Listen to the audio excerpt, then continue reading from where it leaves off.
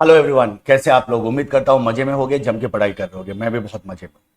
हमारे previous session में हमने चैप्टर 4 को स्टार्ट किया था। मैं आपको बताऊं कि ये सेशन वैसे लाइव होने वाला था, बट मैं इसको आपको रिकॉर्डिंग फॉर्म में दे रहा हूँ। और जो आगे के आपके सेशंस होंगे वो कुछ सेशंस लाइव होंगे, कुछ सेशंस आपके रिकॉर्डिंग फॉर्म में होंगे। पहले लेक्चर में हमने पहले सेशन में हमने चैप्टर 4 को स्टार्ट किया था, पूरी तरह से कंप्लीट नहीं किया था मैंने। बहुत सारे बच्चे ग्रुप को ज्वाइन कर रहे थे तो मुझे नोट्स भी शेयर करना था। तो वहां मैंने आपको कॉस्ट ऑफ डेट का जहां तक सारे कॉन्सेप्ट थे उनको हमने कवर किया था। यहां से हम आगे बढ़ेंगे और आज इस चैप्टर को, कॉन्सेप्ट को और साथ ही साथ 22 क्वेश्चंस को हम पूरी तरह से कवर करेंगे, राइट। और शुरू करते हैं। इससे पहले कि मैं स्टार्ट करूं, और मैं आपसे कॉस्ट ऑफ प्रेफरेंस शेयर से हमें स्टार्ट करना था, बट मैं आपको प्रीवियस सेशन का भी एक रिकैप दूंगा बहुत तेजी से। अब ध्यान से सुनते चलो। As far as cost of capital is concern, we know that जब हम कॉस्ट ऑफ कैपिटल की बात करते हैं तो here we have to calculate the cost of individual source of capital, and then after we have to calculate WACC, the weighted average cost of capital and the marginal cost of capital. This is the chapter is all about, right? This is what we have to study in this chapter. As far as cost of capital is concerned, cost of capital की कुछ significance थी जिसके बारे में हमने बात करी थी। सबसे पहले हमने कहा था evaluation of investment options, financing decisions और credit policy को determine करने में ये हमारी मदद करता है। That we have already covered. पहला हमने start किया था वैसे we are all together 4 sources. Debenture की बात करते हैं, प्रेफरेंस शेयर्स की, इक्विटी की और रिटेन अर्निंग्स की बात करते हैं, राइट। एंड कैसे डिनोट किया जाता है, तो debenture denoted by KD, KP, KE and KR respectively. और then after we reach to the WACC and ultimately also we will have to cover the MCC, the marginal cost of capital, जो हम करेंगे इस chapter में। सबसे पहले हमने date से स्टार्ट किया था। डेट के फीचर्स को सबसे पहले हमने समझा था। हमने कहा था डेट है तो कूपन रेट के साथ आता है। कुछ एक्सेप्शंस थे हमारे पास, जीरो कूपन बॉन्ड हो या डीप डिस्काउंट बॉन्ड हो, उस कंडीशन में इंटरेस्ट रेट क्या होता है उस पर होता ही नहीं है, तो हमें उसको अप्लाई भी करने की जरूरत नहीं होती। सेकंड, इसका फेस वैल्यू। हर एक डेट क्या होता है, it's denominated by some value and that value will be said as the face value of the debt. और हमने क्या कहा था, interest will be always calculated on the face value. Face value का इतना एसेंस है जो बहुत इंपॉर्टेंट है, जो हमें हमेशा याद रखना है कि फेस वैल्यू पे ही इंटरेस्ट का कैलकुलेशन होता है। मैच्योरिटी पीरियड की अगर हम बात करें तो हमने कहा कितने साल के लिए वो डेट है, उसको हम मैच्योरिटी पीरियड कह रहे थे। और मैच्योरिटी पीरियड के आधार पर डेट दो तरह के हो सकते थे, इरिडीमेबल एंड रिडीमेबल। इरिडीमेबल कभी रिडीम नहीं होता, रिडीमेबल एक सर्टेन टाइम पीरियड के बाद रिडीम हो जाता है, राइट। फिर हमारे पास रिडेम्पशन वैल्यू था। रिडीमेबल डेट में रिडेम्पशन वैल्यू आएगा आपका, रिडेम्पशन वैल्यू जिस पर्टिकुलर वैल्यू पे वो रिडीम किया गया at the end of the life of the debt. फिर आता है benefit of the company. As far as benefit is concern, debt benefit लेके आता है in form of what, reduction in the tax liability, और we can see the tax shield, it creates a tax shield. तो जो भी हमारा interest था multiply two tax rate, इतने की सेविंग हो जाती है कंपनी को, उसको हम टैक्स बेनिफिट कह सकते हैं। टाइप्स की बात करें तो इरिडीमेबल है, रिडीमेबल है, कन्वर्टेबल है, नॉन कन्वर्टेबल है। इसका जिक्र हमारे सिलेबस में इसी पे हमें रहना है। ओनरशिप एंड इन्वॉल्वमेंट, हम जाते हैं डेट होल्डर का कोई ओनरशिप नहीं होता कंपनी में, राइट। और इसका कोई इन्वॉल्वमेंट नहीं होता कंपनी के अफेयर्स में, किसी भी तरह के मैनेजरियल अफेयर्स में। As far as cash flow is concern, whenever we talk about the debt we have to keep in mind the cash flow, right. So हमारे पास यहां हमने इशू किया 0 ईयर पे, that was value was of ₹100। 5 साल का life है इसका, तो 5 साल के बाद ये रिडीम होगा। रिडीम्शन वैल्यू कितना रह गया, 100 रह गया। If no information in question is given, information होगा तो अकॉर्डिंगली हम देखेंगे कितने पे रिडेम्पशन होना है। अगर कोई इन्फॉर्मेशन नहीं है तो जो फेस वैल्यू है उसी पे रिडीम होगा, राइट। फिर हमारे पास हमने क्या किया, हर एक साल इंटरेस्ट पे किया। इंटरेस्ट क्या होता है, नेट ऑफ टैक्सेस होता है I1 - T। 5 साल हमने इंटरेस्ट पे किया। So this will be the cash flow in the case of what, debt, जो हम YTM में बेसिकली यूज कर रहे होते हैं। अप्रोक्सीमेशन में तो हम सीधा फॉर्मूला यूज करते हैं। दो तरह के होते हैं, irredeemable and redeemable debt. Irredeemable का मतलब क्या हुआ कि जो कभी भी रिडीम ना हो, जो कभी भी रिडीम ना हो। अगर जो कभी भी रिडीम ना हो वो हमेशा चलता रहे, तो हमने क्या कहा कि sir interest upon net proceed हो जाएगा multiply to 1 - T, right. Interest upon net proceed multiply to 1 - T। 1 - T तो हमें लेके आना होगा क्योंकि ये क्या दिखाते हैं, ये क्या है, टैक्स डिडक्टेबल होता है। सो हमने क्या कहा, नेट ऑफ टैक्सेस होता है ना आपका interest. So KD is equal to I/NP 1 - T, that is the formula. KD is equal to I/NP 1 - T, that is our formula when your debt is irredeemable. Question हमने किया था, बड़ा simple सा question था जिसको हमने देखा था, right. Let's move to the cost of redeemable debenture. जब हम रिडीमेबल डिबेंचर की बात करते हैं इसका मतलब ये रिडीम होगा। रिडीम होगा तो रिडेम्पशन वैल्यू आएगा। जैसे रिडेम्पशन वैल्यू आएगा तो we have the net proceed, we have the redemption value, right. In that case हमने फिर से कैश फ्लो को आइडेंटिफाई करना है। तो हम देखते हैं कि भाई हर एक साल आप उसको इंटरेस्ट तो दे ही रहे हो, तो इंटरेस्ट नेट ऑफ टैक्सेस तो आएगा ही आएगा, प्लस अब रिडेम्पशन वैल्यू और नेट प्रोसीड में there might be a difference, और जो भी वो डिफरेंस है that will be spread over the year of the life of the debt. तो डिबेंचर का लाइफ कितना था, तो हमने कहा उसको n मान लिया, n is the remaining life of the debenture. Then we have the redemption value and the net proceed, तो RV - NP divided by n whole divided by RV + NP divided by 2। उसका हम क्या करते हैं, average ले लेते हैं। This is approximation method. ये आपको अप्रोक्सीमेट वैल्यू देता है, एग्जैक्ट वैल्यू नहीं देता। फिर हम एनपी को लेके हमने कहा था कि हमें कॉन्शियस रहना है, जब हम नेट प्रोसीड की बात करते हैं तो इसको लेके हमें कॉन्शियस रहना है कि इश्यू प्राइस क्या है, इश्यू एक्सपेंसेस क्या है। अगर क्वेश्चन में हमारे पास फ्लोटेशन कॉस्ट या इश्यू एक्सपेंसेस गिवन है तो उसको हम ट्रीट करना बिल्कुल ना भूलें, अगर हम भूलेंगे तो गलती हो जाएगी, राइट। अगर करंट डेट का पूछ रहा है तो करंट डेट में हम करंट मार्केट प्राइस को लेके चलते हैं। So as per the question data provided accordingly we will be selecting it. अब हमने कहा था कि 1 - T बाहर भी जा सकता है, यानी कि अगर प्रीमियम या डिस्काउंट भी टैक्स डिडक्टेबल है, आरवी माइनस एनपी का जो भी वैल्यू, अगर वो RV minus NP is also tax deductible, in that case 1 - T will be taken after the formula, in the last of the formula. तो आपका फॉर्मूला कुछ इस तरह का बन जाता है। लेकिन हमने कहा था कि ये ज्यादा इंपॉर्टेंट नहीं है, इंस्टीट्यूट ने भी इसको ज्यादा इंपॉर्टेंट नहीं बताया है, बट आप ध्यान में रखिएगा इसको कि अगर इस तरह से सवाल पूछ दिया जाए तो आप उसका जवाब दे सको। अप्रोक्सीमेशन मेथड में हमने क्या किया, डायरेक्ट फॉर्मूला का यूज किया था, but we have another method which is PV method, और इसको हम यील्ड टू मैच्योरिटी कहते हैं, वाईटीएम कहते हैं। इन्वेस्टमेंट डिसीजन में आप वाईटीएम के बारे में डिटेल में पढ़ते हो, हालांकि यहाँ फॉर्मूला कैसे होता है वो भी मैंने आपको प्रीवियस सेशन में बताया था। तो सबसे पहले हमें रेलेवेंट कैश फ्लो को जहां तक पहचानने का सवाल है, हमने शुरू में ही आपको दिखाया कि 0 ईयर में हमारे पास क्या है, नेट प्रोसीड आता है, right. Then 1 to n years में भी इंटरेस्ट का आउटफ्लो है, और n ईयर में क्या है हमारे पास, रिडेम्पशन वैल्यू है। So this is the cash flow, easy to understand. अब जब हम वाईटीएम को यूज करते हैं या पीवी मेथड को यूज करते हैं तो फिर we will be using the trial and error method, and certainly we have to calculate the IRR, internal rate of return हमें कैलकुलेट करना होगा। और जो हमने internal rate of return calculate किया वही इंटरनल रेट ऑफ रिटर्न क्या बता देता है, कॉस्ट ऑफ डेट को बताता है। सबसे पहले हमने क्या किया, रेलेवेंट कैश फ्लो को आइडेंटिफाई किया, identify the cash flow, then we calculate the NPV, considering two या एज्यूमिंग टू डिस्काउंटिंग रेट्स। अब वो हमने ऐसा कहा था कि दोनों डिस्काउंटिंग रेट ऐसा होना चाहिए कि एक डिस्काउंटिंग रेट पे एनपीवी पॉजिटिव आए, एक पे नेगेटिव आए, उसको रिड्यूस करके हम कहां लेके चले जाएं, 0 पे लेके चले जाएं। एनपीवी जब 0 होता है तो दैट इज योर आईआरआर, जिस रेट पे एनपीवी 0 होता है वो आपका आईआरआर है। Once you find the IRR that is your KD, right. So that is your KD. ये सेकंड मेथड था हमारा जो हमने यहाँ सीखा था, that was the PV method. लेकिन हमने कहा था कि ये जो प्रोसेस है ना, जो फॉर्मूला हमने यूज किया था अप्रोक्सीमेशन मेथड में, हमने कहा था that can not be applied in the case when the difference between RV and NP is very high. Approximation method का फॉर्मूला तब यूज नहीं हो सकता जब आरवी और एनपी का डिफरेंस बहुत ज्यादा हो, और जब हम कहते हैं कि when there is the case of amortisation. Amortisation की बात करते हैं तो वहां प्रिंसिपल इंटरेस्ट के साथ साथ प्रिंसिपल भी पे होता है। अगर मान लो 5 साल का हमारा बॉन्ड है तो 5 साल में क्या होता है, प्रिंसिपल पे होता रहता है, at the end of the period पूरा का पूरा पैसा खत्म हो जाता है। So that is the important thing to keep in mind, जिसकी वजह से कैश फ्लो आपका इवन नहीं रहता, अनइवन हो जाता है। So that is important, you have to keep in mind. तो एमोर्टाइजेशन ऑफ बॉन्ड में कैलकुलेशन अलग होगा, आपको हर एक कैश फ्लो को निकालना होगा और उस कैश फ्लो को आपको डिस्काउंट करके प्रेजेंट वैल्यू पे लाना होगा, then you will get the value of the bond. हमने क्या कहा था, in this case VB is equal to C1/1 plus KD power 1। तो हमने क्या किया, C1 को डिस्काउंट किया, C2 को डिस्काउंट किया, and so likewise we go up to what, CN। तो दिस इज आवर फॉर्मूला। ये हमारा क्या बन जाता है, फॉर्मूला बन जाता है वैल्यू ऑफ बॉन्ड का। इसका एक एग्जांपल भी लेके हमने देखा था कि इंटरेस्ट था और साथ ही साथ हर एक ईयर क्या जा रहा था, प्रिंसिपल भी जा रहा था। So at the end of the 5 year आपका प्रिंसिपल भी पूरी तरह से खत्म हो गया। तो आपने इन सारे के सारे वैल्यू को क्या किया, प्रेजेंट वैल्यू पे लाया, वो आपका क्या बता देता है, वैल्यू ऑफ बॉन्ड बता देता है, that you already know and we discussed. अब बात करते हैं कन्वर्टेबल डिबेंचर की। हमने कहा कन्वर्टेबल डिबेंचर थोड़ा सा ट्रिकी था। क्या ट्रिकी था, ये मतलब इतना भी नहीं था, बहुत मुश्किल नहीं है, बट हमें एक बात को ध्यान में रखना है कि कन्वर्टेबल डिबेंचर अगर है तो वहां एक कन्वर्जन का ऑप्शन होता है। कन्वर्जन का ऑप्शन ये हुआ कि हम क्या कर सकते हैं, उसको कन्वर्ट कर सकते हैं इक्विटी शेयर में, या फिर हम उसको रिडीम कर सकते हैं। सो अगर हम कन्वर्ट करते हैं इक्विटी शेयर्स में तो इसका फॉर्मूला पहले से दिया होगा, राइट। जैसे हमने एक क्वेश्चन किया था 1:10 में था कि अगर आपके पास एक डिबेंचर है तो इसके अगेंस्ट आपको 10 शेयर मिलेंगे, right, something like that. So conversion का रूल पहले से फिक्स्ड होगा, but you will have an option of convertibility, और इसीलिए इसको कन्वर्टिबल डिबेंचर कहा जाता है। अब यहां प्रॉब्लम एक ही थी कि हम रिडिम्पशन वैल्यू को लेके we have to be very conscious. हमने कहा कि अगर मान लो कोई डेट आज इशू हो रहा है, 5 साल के बाद वो कन्वर्टिबिलिटी के साथ है, वो कन्वर्टेबल डेट है, हम उसको कन्वर्ट कर सकते हैं और लेट्स से 1:10 में कर सकते हैं। तो हम रिडिम्पशन वैल्यू किसको कंसीडर करेंगे, क्या हम रिडिम्पशन वैल्यू उसको कंसीडर करेंगे जहां हम रिडीम करके कैश ले लें, या हम उसको कंसीडर करेंगे जहां हम शेयर में कन्वर्ट करा लें, क्योंकि दोनों में से हम कुछ भी कर सकते हैं, और हम क्या करेंगे जिसमें हमें ज्यादा फायदा होगा। So in this case, in the case of convertible debenture we have to keep only one thing in mind कि at the end of the period हमें दोनों का वैल्यू कैलकुलेट कर लेना है कि अगर मैं इसको रिडीम करता हूं तो मुझे कितने रुपए मिलेंगे, और अगर मैं इसको कन्वर्ट कराता हूं तो उसका वैल्यू कितना होता है। सो जनरली क्या होता है क्वेश्चन में, आज आपका शेयर का प्राइस दिया रहेगा, ग्रोथ रेट दिया रहेगा, 5 साल का लाइफ है, और फिर आपको you have to calculate the future share price as well. आप जानते हो फॉर्मूला, आप सिंपली क्या करते हैं, फ्यूचर में इसका वैल्यू क्या होगा शेयर का, वो कैलकुलेट करते हो, उसको नंबर ऑफ शेयर से मल्टीप्लाई करोगे, you will get the amount. एक बार आपको अमाउंट मिल गया तो रिडिम्पशन पे जो हम कैश उठाएंगे और कन्वर्टिबिलिटी से जो अमाउंट क्रिएट हो रहा है, इन दोनों को कंपेयर किया, जो ज्यादा है वो हमारा रिडिम्पशन वैल्यू हो जाता है। उस रिडिम्पशन वैल्यू के साथ हम फॉर्मूला पुट करेंगे, we will get our answer. Right. तो ये था हमारा कन्वर्टेबल डिबेंचर। सिंपल सी बात है, रिडेम्पशन वैल्यू को लेके हमें थोड़ा सा क्या रहना था यहाँ, हमें थोड़ा सा सतर्क रहना था।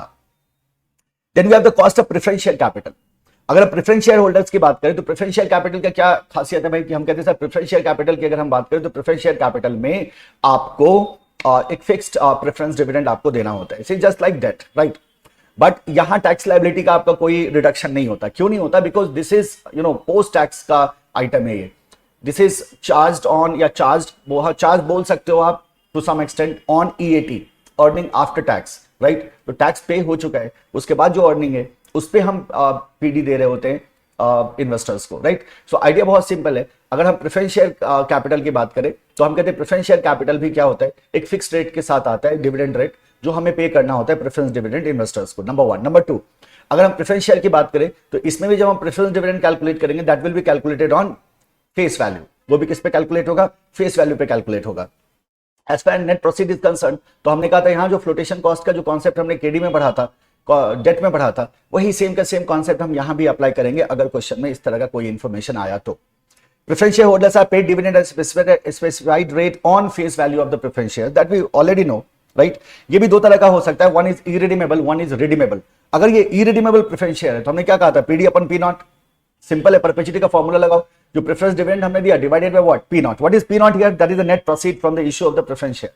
और जैसे हमने कहा net proceed from the issue of the preference है, तो it's net proceed, P naught को कैलकुलेट करते वक्त we have to keep in mind that if there is issue expenses, then in that case issue price minus issue expenses हमें निश्चित रूप से करना है to get the right number, correct number. और अगर नहीं है तो हम जानते हैं we consider at what, 0। So irredeemable preference share का हमारा फॉर्मूला क्या हो गया, KP is equal to PD upon P naught. और अगर ये रिडीमेबल हुआ तो, अगर ये रिडीमेबल हुआ तो इसका मतलब क्या होगा, इसमें रिडेम्पशन का ऑप्शन आएगा, और जैसे रिडेम्पशन का ऑप्शन आएगा रिडेम्पशन वैल्यू आएगा। तो we have the net proceed, we have the redemption value, we have the life of the preference share, and we have the PD rate, right? Preference dividend, right? तो हम क्या कर सकते हैं, simply we can use the approximation formula here. So अब क्या करना है, इंटरेस्ट की जगह हमें क्या लेके आ जाना है, प्रेफरेंस डिविडेंड लेके आ जाना है। क्या 1 माइनस टी होगा? क्योंकि केडी को कैलकुलेट करते वक्त हमने कहता I 1 माइनस टी, हम कहते हैं यहाँ 1 माइनस टी नहीं होगा। क्यों नहीं होगा? क्योंकि ये सिर्फ प्रेफरेंस डिविडेंड है, यहाँ टैक्स से कोई लेना देना नहीं है, it is not tax deductible. और अगर ये टैक्स डिडक्टेबल नहीं है, it will simply be like was PD plus, right? Then we have the same formula, RV minus NP divided by N divided by RV plus NP divided by 2। तो same formula हम use करेंगे और solve कर देंगे, बस PD को हमें यहां लेके आना है, that's it, right? जहां N क्या है, तो मैंने आपको पहले भी कहा था हमेशा सतर्क रहना है, N is the remaining life, N is the remaining life। N को कभी लाइफ मत बोलो, हमेशा बोलो remaining life। आप बोलोगे सर ये तो बहुत छोटी सी बात है, तो छोटी सी ही गलतियां एग्जामिनेशन में होती है और उसी से हमें क्या करना है, बचना है, correct. Now let's move ahead. यहां तक हमने देखा था, इसके बाद we had to go to the cost of equity share, right.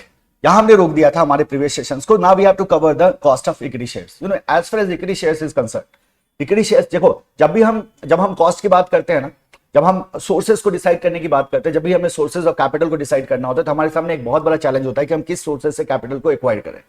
और जब हम सोर्सेज को डिसाइड कर रहे होते हैं तो वहां हमारे पास 3 फैक्टर थे, याद होगा आपको। रिस्क को हम देखते हैं, जाहिर सी बात है, हम कंट्रोल को भी देखते हैं और हम कॉस्ट को भी देखते हैं। सबसे सस्ता है इसलिए हम सबसे ज्यादा वो अमाउंट रख लें, ऐसा बिल्कुल भी जरूरी नहीं है। हमें तीनों को देखना होता है और एक बहुत परफेक्ट बैलेंस आपको क्रिएट करना होगा, रिस्क में, कंट्रोल में और कॉस्ट में। तो जाहिर सी बात है, अगर हम जैसे हम कॉस्ट ऑफ डेट की बात करें तो cost of debt is lower than the cost of equity. Cost of debt cost of equity से कम होता है। क्यों होता है उसका जवाब अभी आपको मिल जाएगा, बट एक बात तो पक्का है, अगर cost of debt cost of equity से कम होते तो हम क्या पूरा का पूरा डेट उठा लें? तो आप बोलोगे नहीं, 2:1 is the ideal ratio we have to follow. But ठीक है, उसको साइड में रखो, मैं कहता हूं 100% डेट ले लेता हूं ना, क्योंकि वो तो सस्ता है। तो आप क्या बोलोगे, नो सर, रिस्क बढ़ेगा आपका, और आपका रिस्क बढ़ेगा और जो आपके लिए हेडेक हो जाएगा, बिकॉज आपकी इंटरेस्ट लायबिलिटी आपके प्रॉफिट को सेटअप करेगा, your company won't be able to earn the profit. तो जाहिर सी बात है, we have to cover all 3 aspects, risk, control and cost. You know, as far as equity is concerned, we know that equity के साथ क्या होता है कि whenever we issue equity to raise fund, in that case you are diluting your ownership.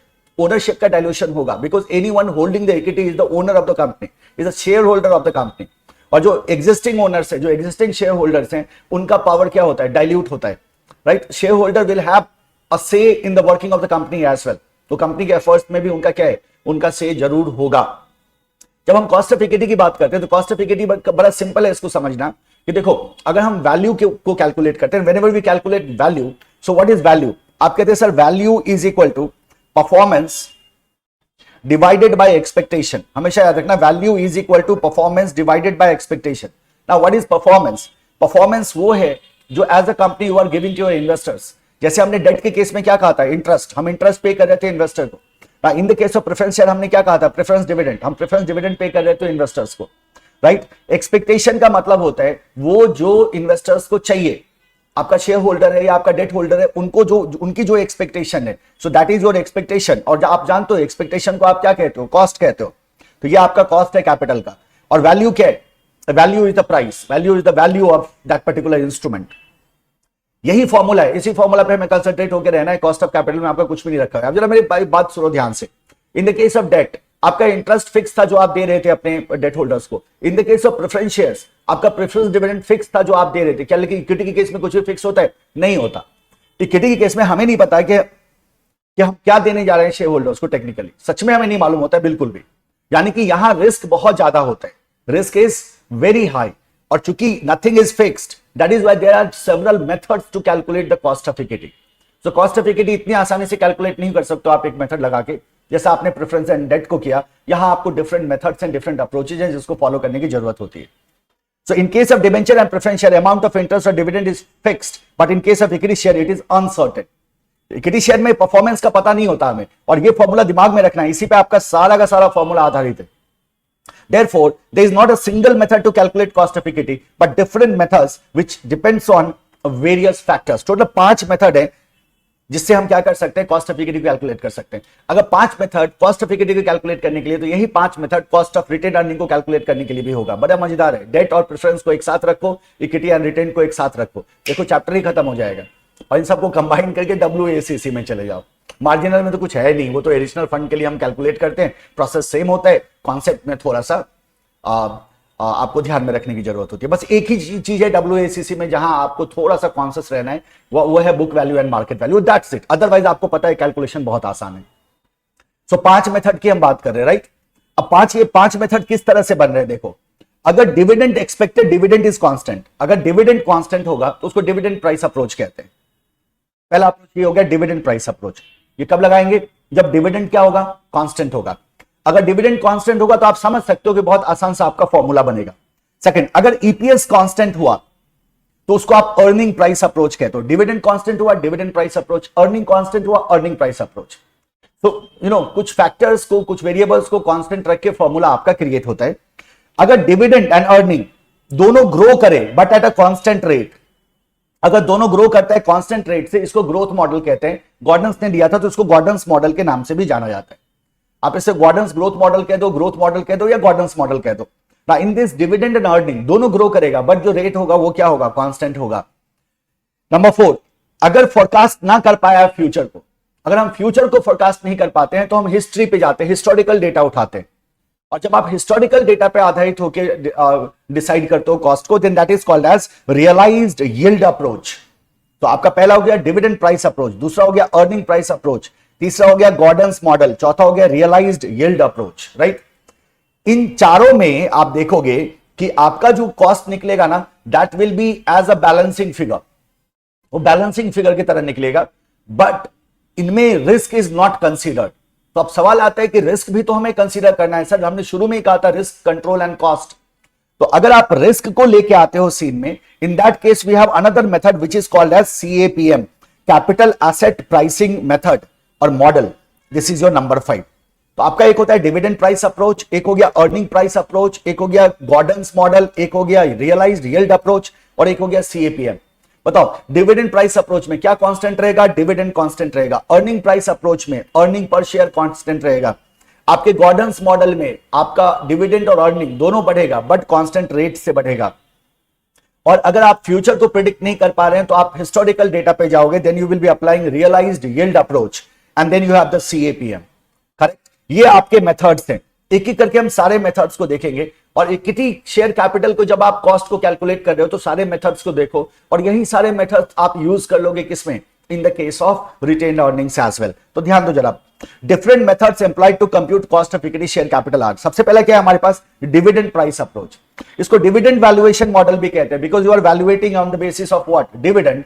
And your dividend price approach में your dividend is constant. आपका dividend क्या है, कांस्टेंट है। सो कांस्टेंट डिविडेंड है, कांस्टेंट डिविडेंड कंटिन्यूअसली जा रहा है, constant dividend continuously जा रहा है। तो आप क्या बोलोगे, ये तो सेम फॉर्मूला बन गया sir, KE is equal to D upon P naught. KE is equal to D upon P naught, where D is a what, expected dividend. D is the what? Expected dividend. And what is the KE? That is the cost of equity, right? P naught is market price of equity, that is ex dividend. So market price of equity हमारा P naught हो गया, market price D क्या हो गया, dividend हो गया, KE क्या हो गया, cost हो गया. तो KE is equal to D upon P naught when D is what? Constant. जब E constant होगा तो D की जगह E ले आओ, बड़ा सिंपल है. अर्निंग प्राइस अप्रोच की बात करें तो KE is equal to E upon P. So E current earning हो गया आपका per share and P is the market price per share. So E upon P. So that is your what? When your earning price, when your EPS is constant.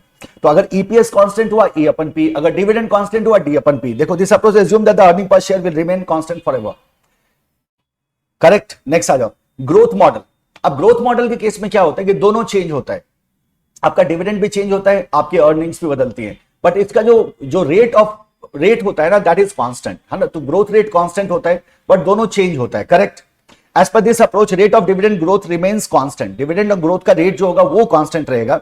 Where earning, dividend and equity share price all grow at the same rate, the cost of equity capital may be computed as follow. K is equal to D1 upon P naught plus G.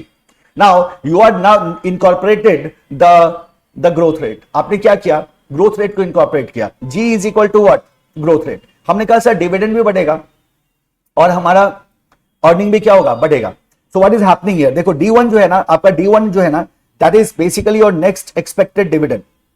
Next expected dividend. तो अगला expected dividend हमारा क्या होता है? D1 होता है. अब इसको ध्यान में रखिएगा. D1, D0, DN, इसमें बिल्कुल भी कंफ्यूजन मत लाना. What is D1? आप कहते हैं सर नेक्स्ट एक्सपेक्टेड डिविडेंड. तो जब हमें नेक्स्ट एक्सपेक्टेड डिविडेंड निकालना होता है अगले साल का, तो हम D1 यूज करते हैं. सो D1 इज इक्वल टू कितने का ग्रोथ है? ग्रोथ कांस्टेंट है हमारा. तो प्रीवियस क्या था? तो आप कहते हो D0 था. प्रीवियस क्या था? D0 था. तो हमने क्या कह दिया? D0 1 plus G. अच्छा, D0 1 प्लस G को जो आप सॉल्व करोगे, आप देखोगे बस कुछ नहीं हुआ है. D0 पे इस ग्रोथ का इंपैक्ट देखने को मिलेगा आपको. Is equal to D0 into 1. D0 plus D0 का कितना परसेंट, जो भी आपका रेट है, ये नया वैल्यू हो जाएगा आपका किसका? जो आपको देगा क्या? D1. So you will be taking D1 divided by P0 plus G, where G is what? Growth rate. ये आपका constant growth rate of dividend है and P0 is current market price per share. That you already know. So K is equal to D1 upon P0 plus G अगर growth है तो. K is equal to D1 upon P0 plus G. फिर से बताओ, अगर dividend constant है D अपन P, अगर earning constant है E अपन P, और अगर कांस्टेंट ग्रोथ है D1 upon P0 plus G. Correct? अब मुझे एक बात बताइए कि अगर कांस्टेंट ग्रोथ रेट है और लेकिन फ्लोटेशन कॉस्ट आ गया, तो आप क्या बोलोगे? D1 upon P0 minus F plus G, where F is what? Flotation cost. ज्यादा बात करने की जरूरत भी नहीं है. In case of newly issued equity shares where flotation cost is anchored, then calculation will be like K is equal to D1 upon P0 minus F plus G. Clear है? Where F is what? Flotation cost per unit, per share.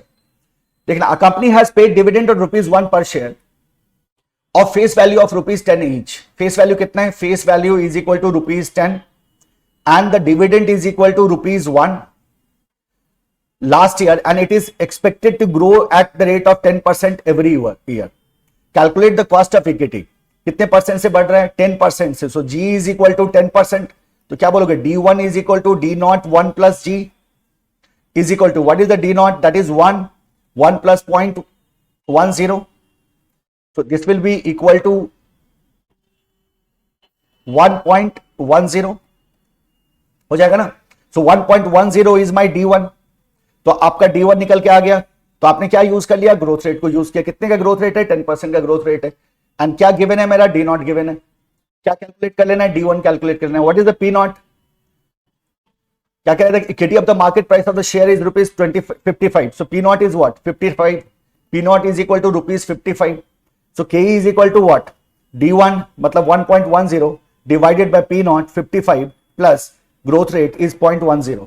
इसको solve करो, you will get your answer. ठीक है? 10 divided by 55, 1.10 divided by 55 plus 0.10. This is your 0.12. 0.12 is equal to 12%. देख लेना, this is your answer. ठीक है? अब देखो, ग्रोथ रेट को एस्टिमेट करने के लिए आ सकता है ना, ये सब कॉन्सेप्ट है वाला. कभी हम क्वेश्चंस पे नहीं पहुंचे. आप जानते हो क्वेश्चन के साथ साथ मैं आपको कॉन्सेप्ट के साथ साथ कुछ क्वेश्चंस भी करा रहा हूं, ध्यान से देखते चलना. Estimation of growth rate, growth rate को एस्टिमेट करने के दो तरीके हैं, एक होता है एवरेज मेथड और एक हमारा जो गॉर्डन का मेथड है वो अलग है। अगर हम एवरेज मेथड की बात करें, so we know that the current dividend जो होता है D not is equal to D N 1 plus ji to the power N. अब देखो हमने क्या देखा, अब हमने देखा D one D naught D one D N. जब डी एन होना तो ये है N number of years ago, है ना, तो ये पास्ट का है, ये क्या है, ये पास्ट का आपका डिविडेंड है। एन अगर मान लो क्या बताता है, नंबर ऑफ ईयर्स को बताता है, तो D N is dividend number of years ago, D one is next expected, ये फ्यूचर का नेक्स्ट एक्सपेक्टेड डिविडेंड है आपका, और डी नॉट को आप क्या लेके चलते हो, करंट डिविडेंड लेके चलते हो। सो डी वन क्या हो गया, नेक्स्ट एक्सपेक्टेड हो गया, D one N years ago हो गया, डी नॉट आपका करंट हो गया। तो अगर मैं करंट को देखूं डी नॉट, तो ये पास्ट से ग्रोथ रेट लगाओगे इस पे आप for N number of years. So आपका डी नॉट का फॉर्मूला होता है D not is equal to D N 1 plus ji to the power N. अब इसको अगर मैं सॉल्व करूं और यहां से मैं ग्रोथ रेट कैलकुलेट करने की कोशिश करूं, क्योंकि in average method what we are trying to find out, we are trying to find out the growth rate. So 1 plus ji to the power N अगर हम रखते हैं, इसको इधर लेके आते हैं, तो ये क्या हो जाएगा, D one D not upon D N. So D not upon D N is equal to 1 plus ji to the power N, right. और फिर हमने क्या करना है, इसको जैसे ही हम सॉल्व करेंगे तो ये जी को इधर रखा तो क्या हो गया, N root D one upon D N minus 1, ये आपका क्या हो जाएगा, आंसर हो जाएगा। तो this is how you are going to get the growth rate. क्या रखना है, n d not upon D N minus 1। This is one way to calculate. ये इक्वेशन दिमाग में रखना है, सिंपल सा इक्वेशन है, इसको दिमाग में रखोगे कभी आपसे कोई गलती नहीं होगी। डी नॉट क्या हो गया, करंट डिविडेंड, डी एन क्या हो गया, dividend n years ago. Growth rate can also be found as, अब इसी को अगर आपके पास एफबीआईएफ टेबल दिया हुआ है ना, तो फिर अब तो भी आप बड़ी आसानी से कैलकुलेट कर सकते हो। अगर टेबल गिवन है तो क्या करना है, डी नॉट को डी एन से डिवाइड कर देना है, और जो भी वैल्यू आएगा उसको टेबल में देखो, है ना, कॉरस्पॉन्डिंग ईयर के लिए, कितने साल के लिए वो है, कॉरस्पॉन्डिंग ईयर के लिए टेबल में देखो, और जो रेट आपको दिखाई देगा वही रेट आपका ग्रोथ रेट हो जाएगा। तो अगर एफबीआईएफ टेबल गिवन है तब तो बहुत आसान हो जाएगा, नहीं गिवन है तो आपको इस इक्वेशन को सॉल्व करना होगा, and you can do that very easy, है ना। जैसे हम कहते हैं, मान लो अगर ऐसा आता है कुछ 5 रूट 10/2 माइनस 1, ऐसा कुछ आ जाता है, ये क्या हो गया, 5 रूट 5 माइनस 1 हो गया। इसको सॉल्व करते हैं, 5 रूट 5 को क्या कर सकते हैं, 5 1 अपन 5 माइनस 1, और इसको आप जानते ही होंगे कैसे सॉल्व करें, सिंपल कैलकुलेटर यूज करो, फटाक से सॉल्व हो जाएगा। डर्टी पावर है नहीं, डर्टी पावर का ट्रिक आप जानते होंगे। Then we have the Gordon's growth model. Gordon's growth model क्या कहता है, गॉर्डन ग्रोथ मॉडल में growth is equal to B into r, where b is the retention rate. तो देखो अगर आपकी अर्निंग जिस रेट से बढ़ रही है, आर क्या है, रेट ऑफ रिटर्न है, कि जो भी हम फंड इन्वेस्ट कर रहे हैं उस पर क्या रेट ऑफ रिटर्न आता है। Now we know that what happens in the case, कि अगर मैं बात करूं, अगर मैं आपको स्टेटमेंट दिखाऊं फिर से, याद करो ईबीआईटी था मेरा, इंटरेस्ट मैंने माइनस किया, क्या मिला मुझे, ईबीटी मिला, टैक्स मैंने माइनस किया, मुझे क्या मिला, ईएटी मिला, ईटी पे हमने क्या दिया, प्रेफरेंस डिविडेंड, तो हमें मिल गया ईएईएसएच, मिला ना।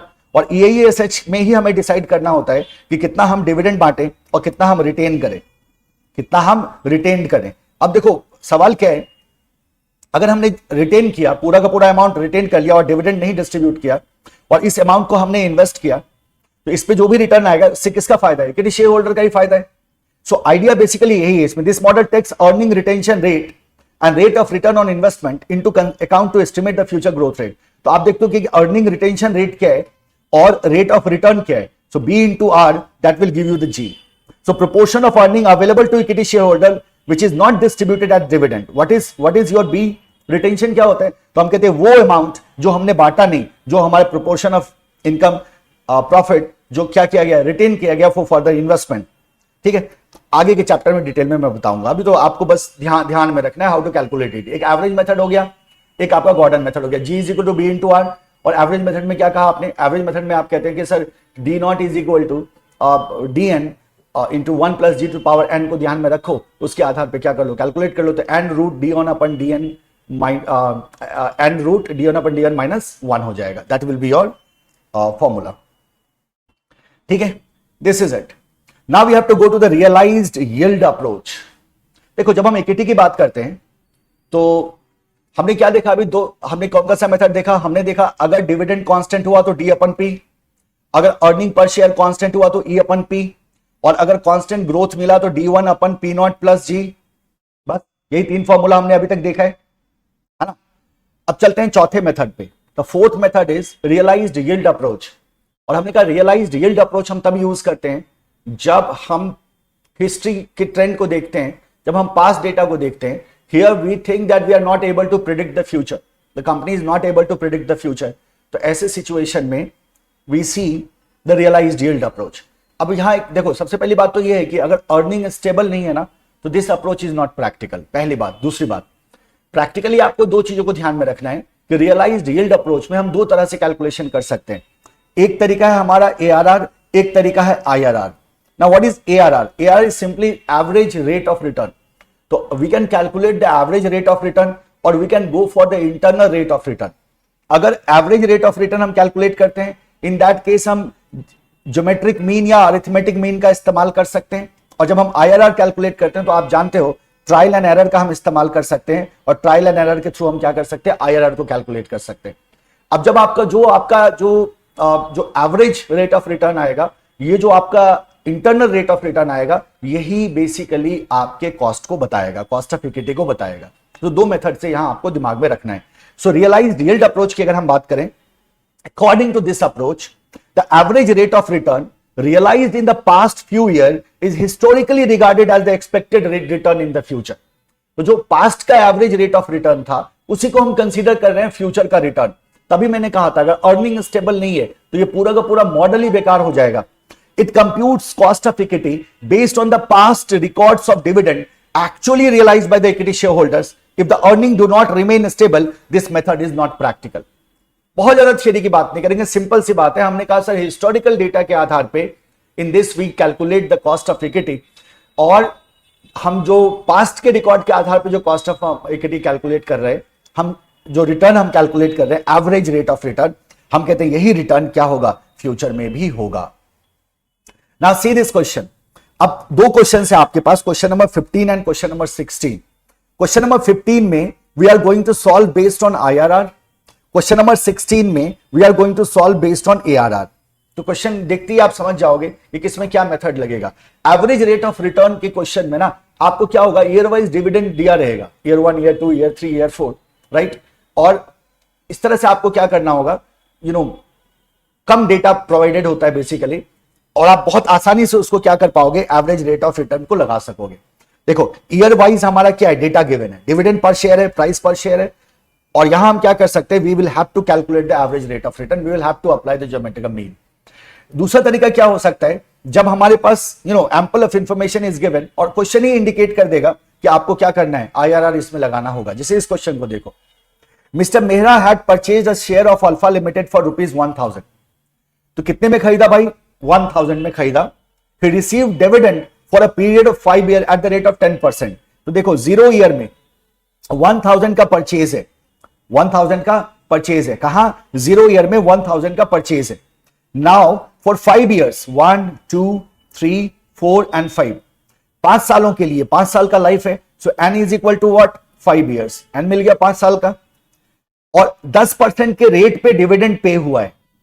10% के रेट पे, कितने का, 1000 का प्राइस था, 10% का क्या हो गया, रेट हो गया, यानी कि 100 रुपीज का डिविडेंड पे हुआ है। 100 रुपीज का डिविडेंड पे हुआ है every year. At the end of every year 100 rupees dividend is being paid, right. आगे बढ़ो। Eight the end of the 5th year he sold the share by alpha limited for 1128। सो 1128 रुपए में इसने क्या किया, इसको बेच दिया, 1128 में इसको बेच दिया। You are compute the cost of equity as per the realized yield approach. Now in this question you will be using what, IRR. You will have to find out what IRR. आप जानते हैं IRR क्या होता है, internal rate of return. वो rate of return होता है जिस रेट ऑफ रिटर्न पे मेरा इनफ्लो आउटफ्लो के बराबर होता है। Now in this case ये जो मेरा PD का आउटफ्लो है ना, ये जो मेरा PD है क्या है मेरा, ये प्रेफरेंस डिविडेंड है, एंड सॉरी ये डिविडेंड है मेरा, नॉट PD। ये मेरा क्या है, डिविडेंड है 100 रुपए का, और ये क्या है, रिडेम्पशन वैल्यू है। इसका प्रेजेंट वैल्यू इसके बराबर होगा, दैट इज द आइडिया। तो वो रेट जिसपे आपका dividend plus redemption value, the principal जो आप वो वापस मिल रहा है, जो प्राइस ऑफ शेयर आप कह सकते हो eight the end of 5 year, इसका प्रेजेंट वैल्यू 1000 के क्या हो, बराबर हो जाए जिस रेट पे, वही आपका क्या हो जाएगा, कॉस्ट ऑफ इक्विटी हो जाएगा, वही आपका IRR होता है, उसी को आपको कैलकुलेट करना होगा। सो इस केस में देखो जरा कैसे होगा। Now we know that here we will be applying what, trial error। क्या लगाएंगे, trial error लगाएंगे। So assume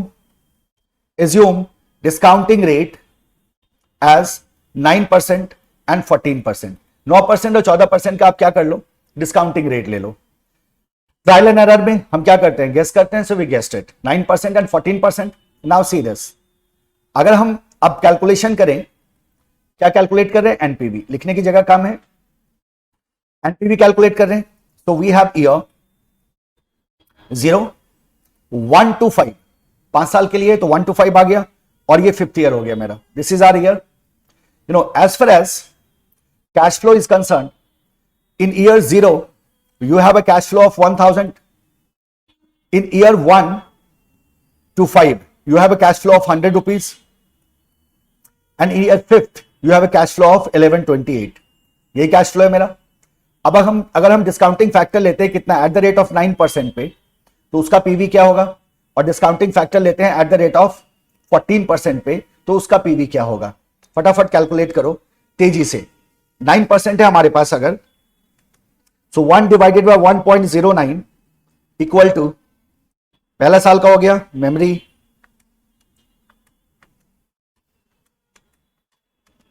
so this goes to 3.88। 5 साल का कुमुलेटिव लोगे आप, ये कितना आ गया 3.88। 0 ईयर में क्या रहता है, 1 रहता है। 5th ईयर में क्या होगा, 1 divided by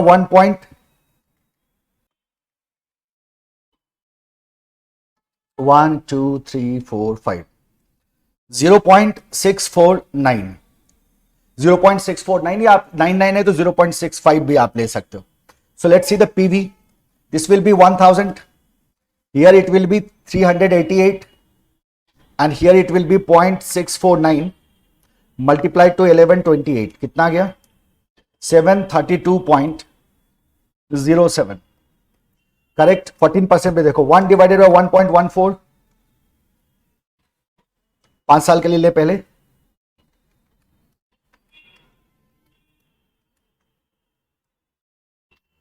so this is your 3.433, this will be 1,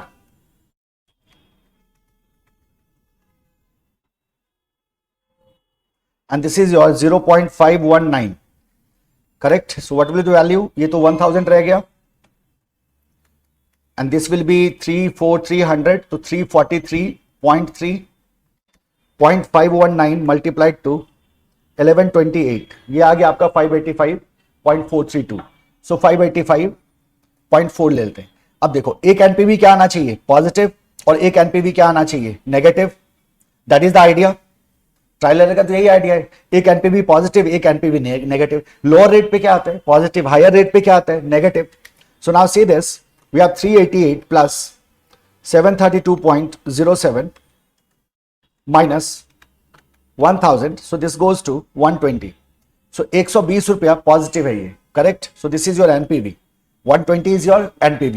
see here, 585.4 plus 343.3 minus 1000, this gives you minus 71, minus 71,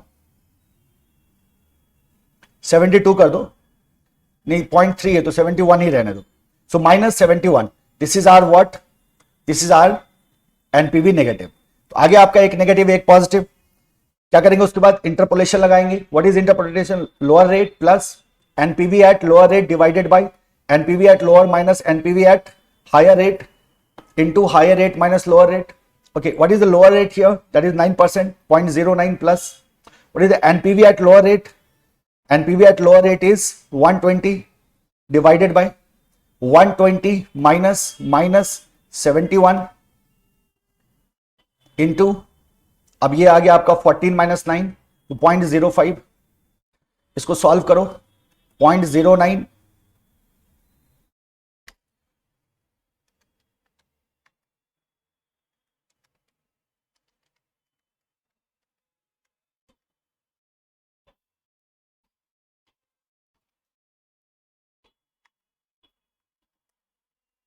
ये आ रहा है आपका is equal to 0.1214, so is equal to approximately 12.14% is your answer।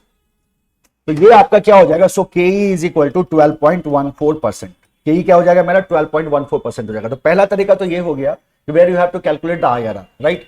और बहुत सिंपल है IRR को calculator, we know that तो दो रेट गेस करना है और फिर एनपीवी को ड्रैग करके रिड्यूस करके पॉजिटिव से कहां लेके चले जाना है, जीरो पे लेके चले जाना है। उसका फॉर्मूला आपको पता है, यूनिटरी मेथड लग रहा है, कुछ खास इसमें करने को है नहीं। That is the first method.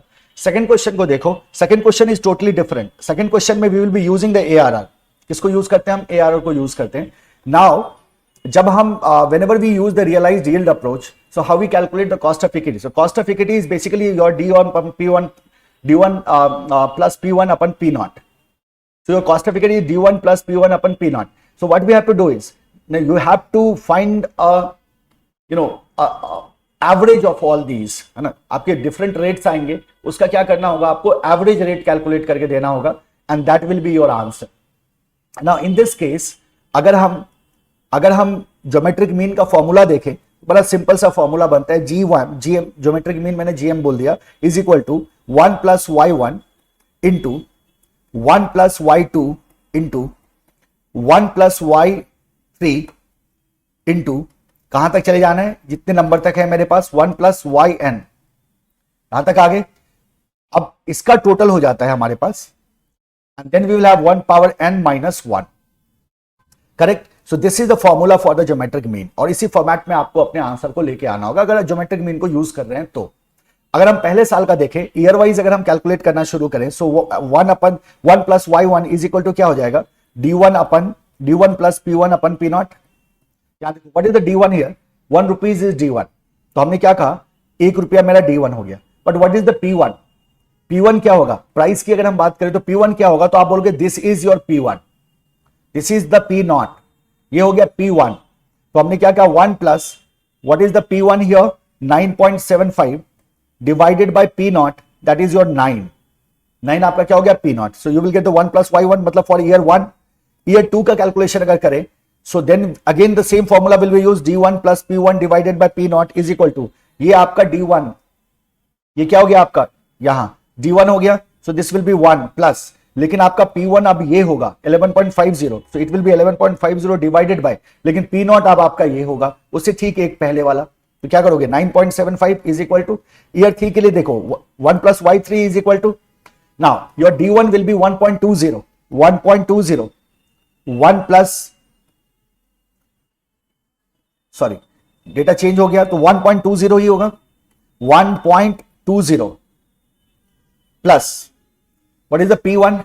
It's 11 divided by what is the P naught? 1150। तो ये आपको ईयर 3 के लिए दे देगा। Likewise you can find for the year 4, 1 plus year 4 is equal to कितना आ गया? 1.25 प्लस इसका P1 क्या हुआ? 10.60 डिवाइडेड बाय इससे पहले वाला कितना? 11 is equal to, it will give you the year 4। ये वाला छूट जाएगा, कोई बात नहीं, 5th ईयर के एंड में मिलने जा रहा है ना वो। सो ये हमारा क्या हो गया? 4 साल का क्या मिल गया हमारे पास। अब इसका हमें क्या कैलकुलेट करना होगा? We have to find the average. तो देखो 9.75 प्लस 1 डिवाइडेड बाय 9, तो दिस गिव्स यू 1.194। ठीक है, दूसरा देखो 12.50 divided by 9.75, this gives you 1.282। तीसरा देखो 12.20 divided by 11.50, this gives you 1.060, या 1 कर दो इसको, इसके बाद 8 है, 1.25 plus 10.60 divided by 11, this gives you 1.077, correct? So ये this is your 1 plus y1, 1 plus y2, 1 plus y3, 1 plus y4, you know the formula। तो हमारा यहाँ अगर हम एवरेज रेट ऑफ रिटर्न की बात करें तो इसको हम कैसे कैलकुलेट कर सकते हैं? तो we will be finding the mean, और मीन में हम क्या कहेंगे कि सर हमारे पास क्या है? 1.194 is basically 1 plus y1, right, into क्या गया दूसरा वैल्यू? 1.282 इनटू 1.067, 7 था या 1 था? 1 था, into 1.077, correct? This is it, हमारा 4 साल का yield -1। So now what we have to do here is कि अब ये प्रोडक्ट है ना, ज्योमेट्रिक मीन है तो जाहिर सी बात है प्रोडक्ट है, दैट इज वाई आपने यहाँ क्या किया है? मल्टीप्लाई किया है, correct? This is not summation. तो प्रोडक्ट को हम ऐसे डिनोट करते हैं, समेशन को ऐसे। समेशन में क्या होता है? इसमें ऐड होता है, प्रोडक्ट में क्या होता है? इसमें मल्टीप्लाई होता है। ये प्रोडक्ट है, and that is what the mean we are getting here.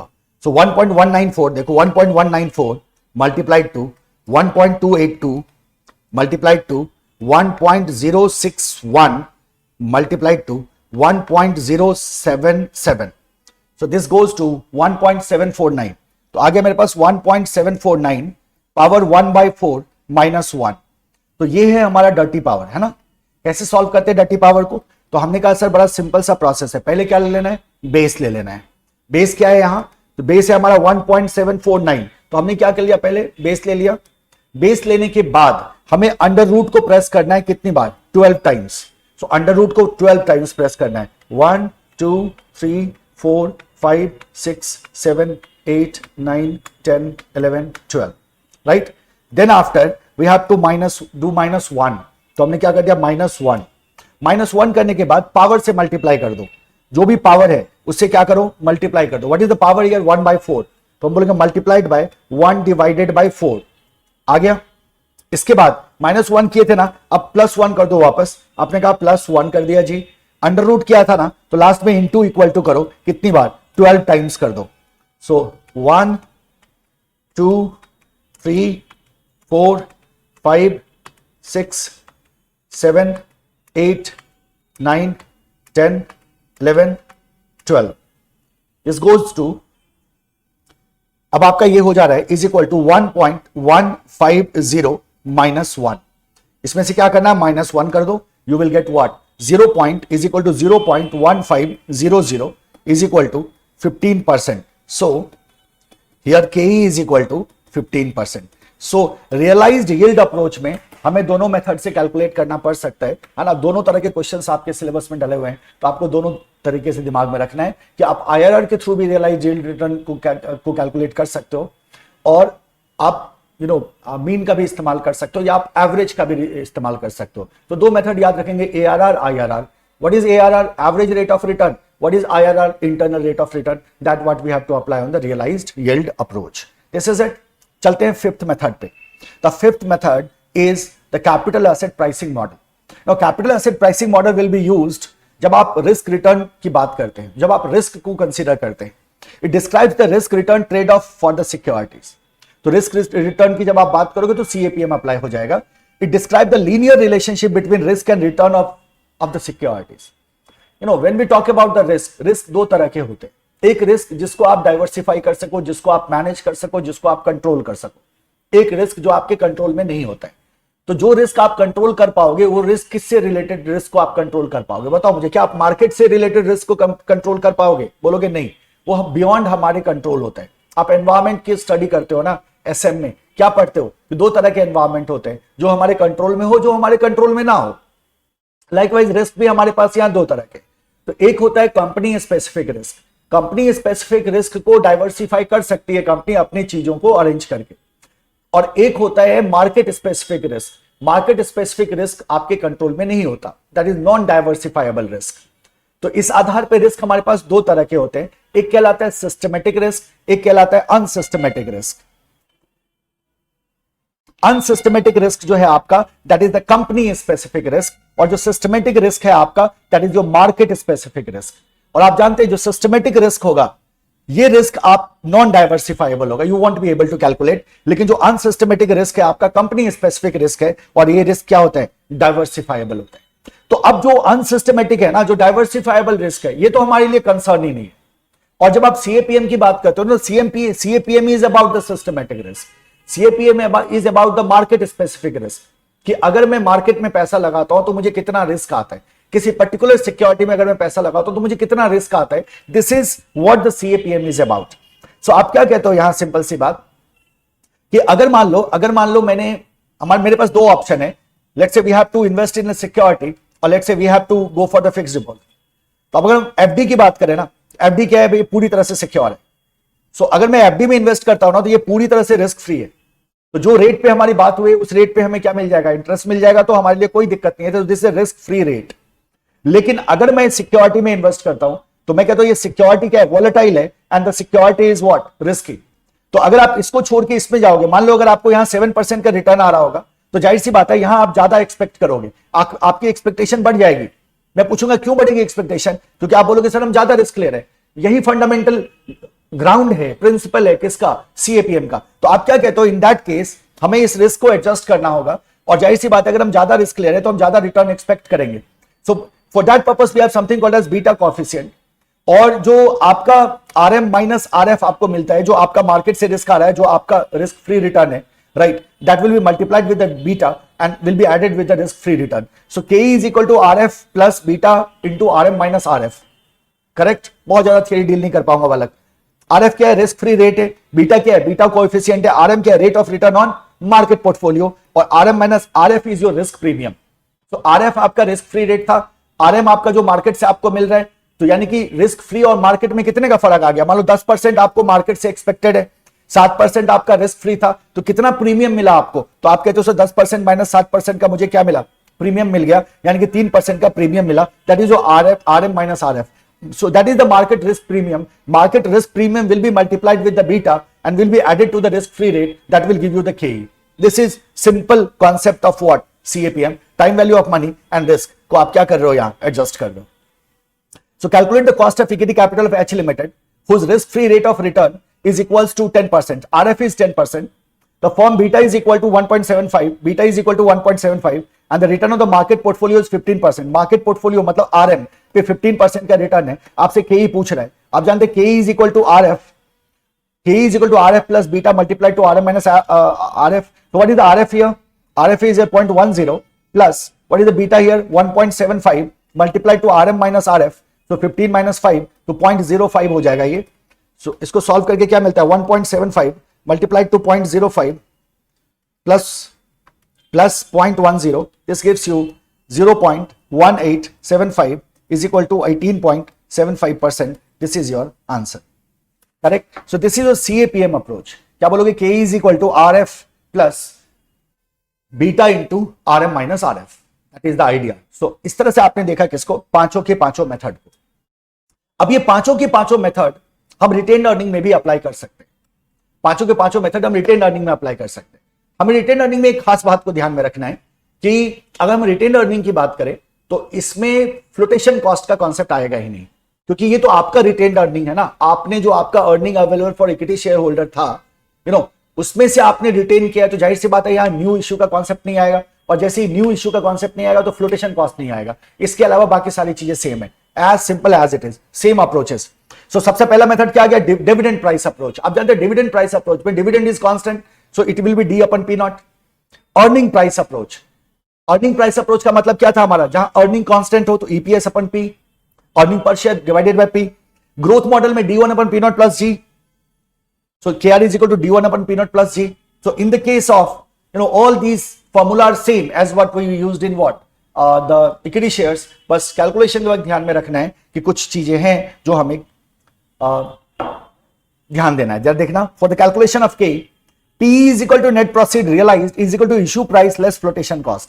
KE में ये होता था कि हम इश्यू प्राइस में से फ्लोटेशन कॉस्ट को माइनस करते थे, लेकिन क्या KR में ऐसा होगा, तो आप बोलोगे नहीं। KR में P is the current market price, जो करंट मार्केट प्राइस है वही आपका P होगा। However, sometimes issue price may also be used. The concept of flotation cost is not used for the calculation of cost of retained earning. तो flotation cost के concept को हमें यहां use करने की जरूरत रिटेन अर्निंग में नहीं होती। कोई इश्यू एक्सपेंस होगा ही नहीं इसमें, तो फिर फ्लोटेशन कॉस्ट कहां से आएगा, right. So this is your the cost of retain earning. Same concept है, मैंने क्या कहा था, डेट एंड प्रेफरेंस शेयर को एक साथ रखो, वो जुड़वा भाई है ना, और उसी प्रकार से इक्विटी और रिटेन अर्निंग जो है ये जुड़वा भाई है। करेक्ट, तो ये दो पेयरिंग में रखना है हमें, और बहुत आसानी से आपको सारे फॉर्मूले याद रहेंगे। फॉर्मूले का बेस दिमाग में रखना है। So value is equal to performance divided by expectation is the base of formula. तो value is equal to performance divided by expectation, किसी भी फॉर्मूला पे फिट कर दो, आप देखोगे फॉर्मूला तो यहीं से निकल के आ रहा है पूरा का पूरा। Now see this question, question number 18 क्या कह रहे हैं, the face value of equity share, the face value of equity share of a company is ₹10। So face value is equal to 10, face value कितना हो गया, 10 रुपया। While current market price is ₹200, तो मैं इसको CMP लिख देता हूं शॉर्ट में, current market price is ₹200। Company is going to start a new project and is planning to finance it partially by new issue and partially by retained earning. तो ये partially new issue से क्या करना चाह रहे हैं, finance करना चाह रहे हैं पार्शियली रिटेन्ड अर्निंग से। you are required to calculate the cost of equity share as well as the cost of retained earning. आपको retained earning के cost को भी calculate करना है और आपको equity share के cost को भी calculate करना है.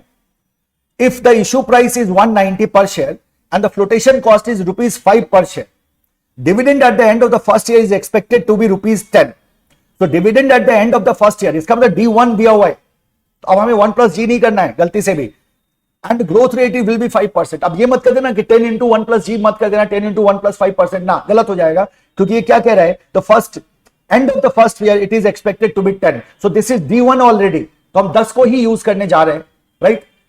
अब देखो क्या है, हमसे दोनों का कॉस्ट पूछ रहा है, हमसे रिटेन्ड अर्निंग का भी कॉस्ट पूछ रहा है और हमसे इक्विटी कैपिटल का भी कॉस्ट पूछ रहा है, और हम दोनों का फॉर्मूला जानते हैं D1 upon P0 plus G, D1 upon P0 plus G. So what's the difference here? अगर मैं KE को कैलकुलेट करूं पहले, कॉस्ट ऑफ इक्विटी को, तो हम जानते हैं it will be D1 upon P0 plus G, correct. So what is D1 here? तो आप कहते हो sir D1 is equal to 10 and what will be the P0? तो कहोगे क्या आप कि सर इशू प्राइस 190 रुपए का था लेकिन 5 रुपए पर शेयर का फ्लोटेशन कॉस्ट है, तो P0 माइनस F लेके आना होगा मुझे flotation cost in the case of equity share. अब ये फ्लोटेशन कॉस्ट का कॉन्सेप्ट हमारे पास इसमें एप्लीकेबल नहीं होगा इन the case of what, retained earning, इसमें एप्लीकेबल नहीं होगा. तो P0 माइनस F होगा, तो P0 माइनस अगर F हो गया, so it will be like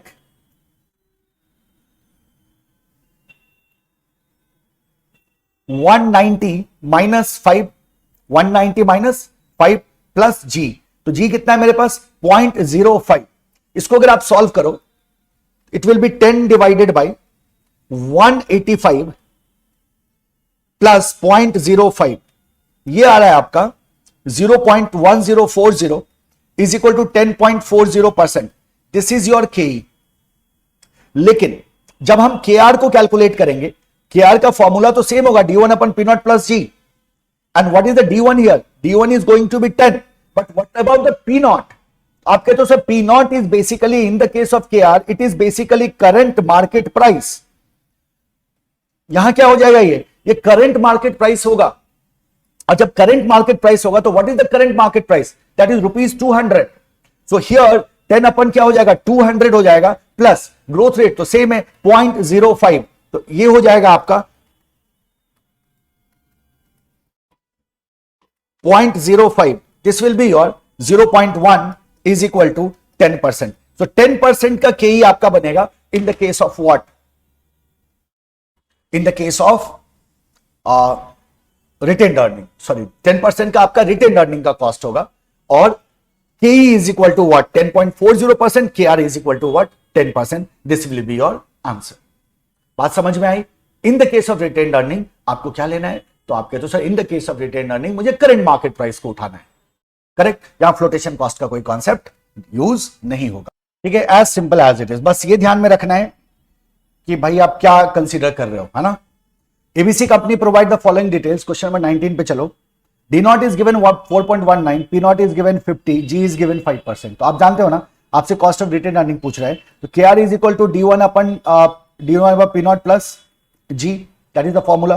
what will be D1 here? तो D0 गिवन है तो D1 चाहिए मुझे, D0 गिवन है D1 चाहिए, तो D1 आप कैसे निकालोगे? तो आप क्या कहते हो, D0 1 plus G divided by P0 plus G, यही होता है ना formula.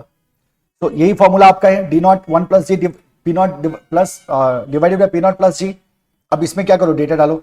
This is 4.19 into 1 plus G, so 1 plus 0.05, ये आ गया D1 divided by P0 is 50 plus 0.05. Solve करो, you will get your answer. Correct, simple था क्वेश्चन. नेक्स्ट आओ. ABC company provide the following detail. RF given है 7% का, beta given है 1.20, RM minus RF given है 6%. हमसे क्या पूछ रहा है, कॉस्ट ऑफ रिटेन अर्निंग बताओ. तो क्या बोलोगे आप, KR is equal to risk free rate लाएंगे पहले 7%, तो 0.07 प्लस RM माइनस RF कितना है 0.06 मल्टीप्लाइड टू 1.20. तो इसको सॉल्व करो, you will get your answer. सिर्फ डेटा डालना था इसमें. फॉर्मूला रिवीजन के लिए क्वेश्चंस होते हैं बेसिकली, बेसिक क्वेश्चन, छोटे छोटे क्वेश्चंस, राइट. सो इस तरह से देखो आपने क्या किया, सबके कॉस्ट को कैलकुलेट किया. सबसे पहले हमने क्या देखा था, कॉस्ट ऑफ डेट को देखा था, फिर हमने देखा किसको, कॉस्ट ऑफ प्रेफरेंस शेयर को, फिर हमने देखा कॉस्ट ऑफ इक्विटी को, कॉस्ट ऑफ रिटेन अर्निंग. हमने कहा कॉस्ट ऑफ डेट की जब हम बात करते थे, कॉस्ट ऑफ प्रेफरेंस शेयर की बात करते थे, बड़ी सिमिलरिटी थी इनमें. और लाइकवाइज जब हम के और के आर की बात करते हैं तो बहुत सिमिलरिटी है इनमें, सेम फॉर्मूला उठा के रखते हैं कुछ कॉशन के साथ, इसमें भी सेम फॉर्मूला उठा के रखते हैं कुछ कॉशन के साथ। यहाँ इंटरेस्ट होता है, यहाँ प्रेफरेंस डिविडेंड होता है, दैट्स द ओनली आंसर, वो ओनली डिफरेंस। और यहाँ फ्लोटेशन कॉस्ट होगा, यहाँ फ्लोटेशन कॉस्ट नहीं होगा, राइट। यहाँ issue price minus issue expense देखते हैं, जबकि यहाँ हम क्या करते हैं, करंट मार्केट प्राइस को कंसीडर कर लेते हैं। So in this way we have calculated the cost of all four sources of capital. अब जब हम किसी भी कंपनी की बात करें प्रैक्टिकली क्या होता है कि we have a combination of these sources. किसी एक से हम पैसा नहीं उठाते, क्योंकि हमने शुरू में कहा था कि रिस्क, कंट्रोल एंड कॉस्ट तीनों को ध्यान में रख के पैसा उठाया जाएगा। तो जाहिर सी बात है इनका कॉम्बिनेशन हमें देखने को मिलेगा।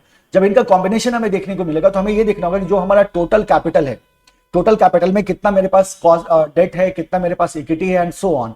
And accordingly, we will have to calculate the weighted average cost of capital. जो हमारा अगला टॉपिक है, that is the weighted average cost of capital. In short, that is called as WACC. क्या बुलाते हैं इसको? WACC बुलाते हैं। और we can call it what? इसको कई तरह से डिनोट किया जाता है। Sometime it is denoted as KW, sometime it is denoted as KC, और कभी-कभी K नॉट से भी डिनोट कर दिया जाता है। तो आप इस तरह से इसको डिनोट कर सकते हैं। So we are talking about the WACC. So how to calculate the weighted average? Weighted average का मतलब क्या है कि हमें हर एक सोर्स का वेट देखना है और फिर हम उसका एवरेज लेते हैं। तो what we have to do, क्या क्या मेरे पास सोर्सेज है, उन सोर्सेज से कितना अमाउंट हम उठा रहे हैं, सारे अमाउंट को हम टोटल कर देंगे तो हमें टोटल अमाउंट मिल जाएगा। फिर ईच सोर्स का हम वेट निकालते हैं। तो वेट कैसे निकालेंगे कि पर्टिकुलर सोर्स का जो अमाउंट है मेरा, उसको हम न्यूमरेटर पे रखेंगे और टोटल अमाउंट को डिनोमिनेटर पे रखेंगे। We will get the weight. Once we get the weight, उसको हम रिस्पेक्टिव कॉस्ट के साथ मल्टीप्लाई कर देंगे, टोटल करेंगे, we will get our WACC। यही सिंपल सा प्रोसेस होता है। So the step to calculate the WACC is as follows. Step 1, calculate the total capital from all the sources of capital. जितने भी आपके पास है, long term debt हो गया, preferential capital हो गया, equity share capital, retained earnings, सबको add करो, you will get the total capital. Once you get the total capital, you go to step number 2. Calculate the proportion or percentage of each source of capital to the total capital. तो आपने क्या किया, particular capital divided by total capital. यहां से क्या मिला, weight मिल गया। जैसे वेट मिला, we go to the step number 3. Now what we have to do is multiply the proportion as calculated in step 2 with the respective cost of capital. तो wait को हम क्या करते हैं, कॉस्ट से मल्टीप्लाई कर देते हैं। Then after we aggregate the cost of capital as calculated. This is your WACC. Simple सा फॉर्मेट हम यूज करते हैं बालक। So we will have source of capital. जैसे हमारे पास मान लो डेट है, हमारे पास रिटेन्ड अर्निंग है, हमारे पास इक्विटी शेयर कैपिटल है, इसका कुछ अमाउंट है, तो हमने क्या किया, अमाउंट डाल दिया। अमाउंट डालने के बाद हमने क्या किया, इस अमाउंट का टोटल देख लिया कि टोटल कितना है।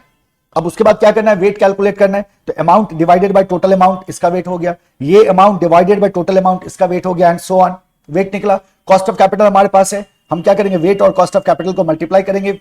Here we will get the weight into cost of capital, right. इसका हमें क्या करना है, टोटल करना है, परसेंटेज में आपको देखना है, and you will get your answer in percentage, right. This is how we calculate the WACC। अब यहां एक ही चीज का हमें ध्यान में रखना है, चॉइस ऑफ वेट का। चॉइस ऑफ वेट का हो सकता है कि आपको बुक वैल्यू गिवन हो सकता है कि आपको मार्केट वैल्यू गिवन हो। तो ऐसे सिचुएशन में चॉइस ऑफ वेट को समझने के लिए book value and market value के कॉन्सेप्ट को समझना है। अब ध्यान से सुनना, देखो क्या कहते हैं, while using book value, reserves such as share premium and retained profits are included in the book value of the equity. Book value के केस में आपका जो रिटेन्ड प्रॉफिट है, जो आपका रिटेन्ड अर्निंग है, वो आपके इक्विटी के बुक वैल्यू में इंक्लूडेड होगा। तो इसमें आपके वैल्यूज क्या होंगे, इंक्लूडेड होंगे बुक वैल्यू के केस में। बट जब आप मार्केट वैल्यू की केस की बात करते हो, तो in market value reserves such as share premium and retain profit are ignored as they are in effect incorporated in the value of equity. Market value में हम कहते हैं जो आपका वैल्यू ऑफ इक्विटी है वो दोनों का रिफ्लेक्शन है बेसिकली। तो आपका जो रिटेन्ड अर्निंग है ना, उसका भी रिफ्लेक्शन है, और जो इक्विटी का स्ट्रेंथ है उसका भी रिफ्लेक्शन है। उसी से आपका मार्केट वैल्यू ऑफ इक्विटी आपको देखने को मिल रहा है। So in the case of market value, you know, retained earning will be what, ignored, fully ignored, so because it reflects where, in the value of equity. जबकि जब आप book value की बात करते हो तो आप क्या कह रहे हो, it is included in the book value of equity. तो जो आपका रिटेन्ड अर्निंग है that is included in the book value of equity. The value of equity will generally not reflect historic asset value as well as the future prospect of an organization. General बात है, theory है, इसको नहीं बात करेंगे हम, मुद्दे पे रहो। Similarly, in case of debt, MB is better to be used rather than the BV of the debt, though the difference may not be very significant. तो डेट के केस में भी हमें क्या यूज करना चाहिए, अगर गिवन है तो MB को यूज करना चाहिए, नॉट द BV। तो इसको हम कैसे यूज करेंगे, that what we have to understand. अब जरा इसको देखो,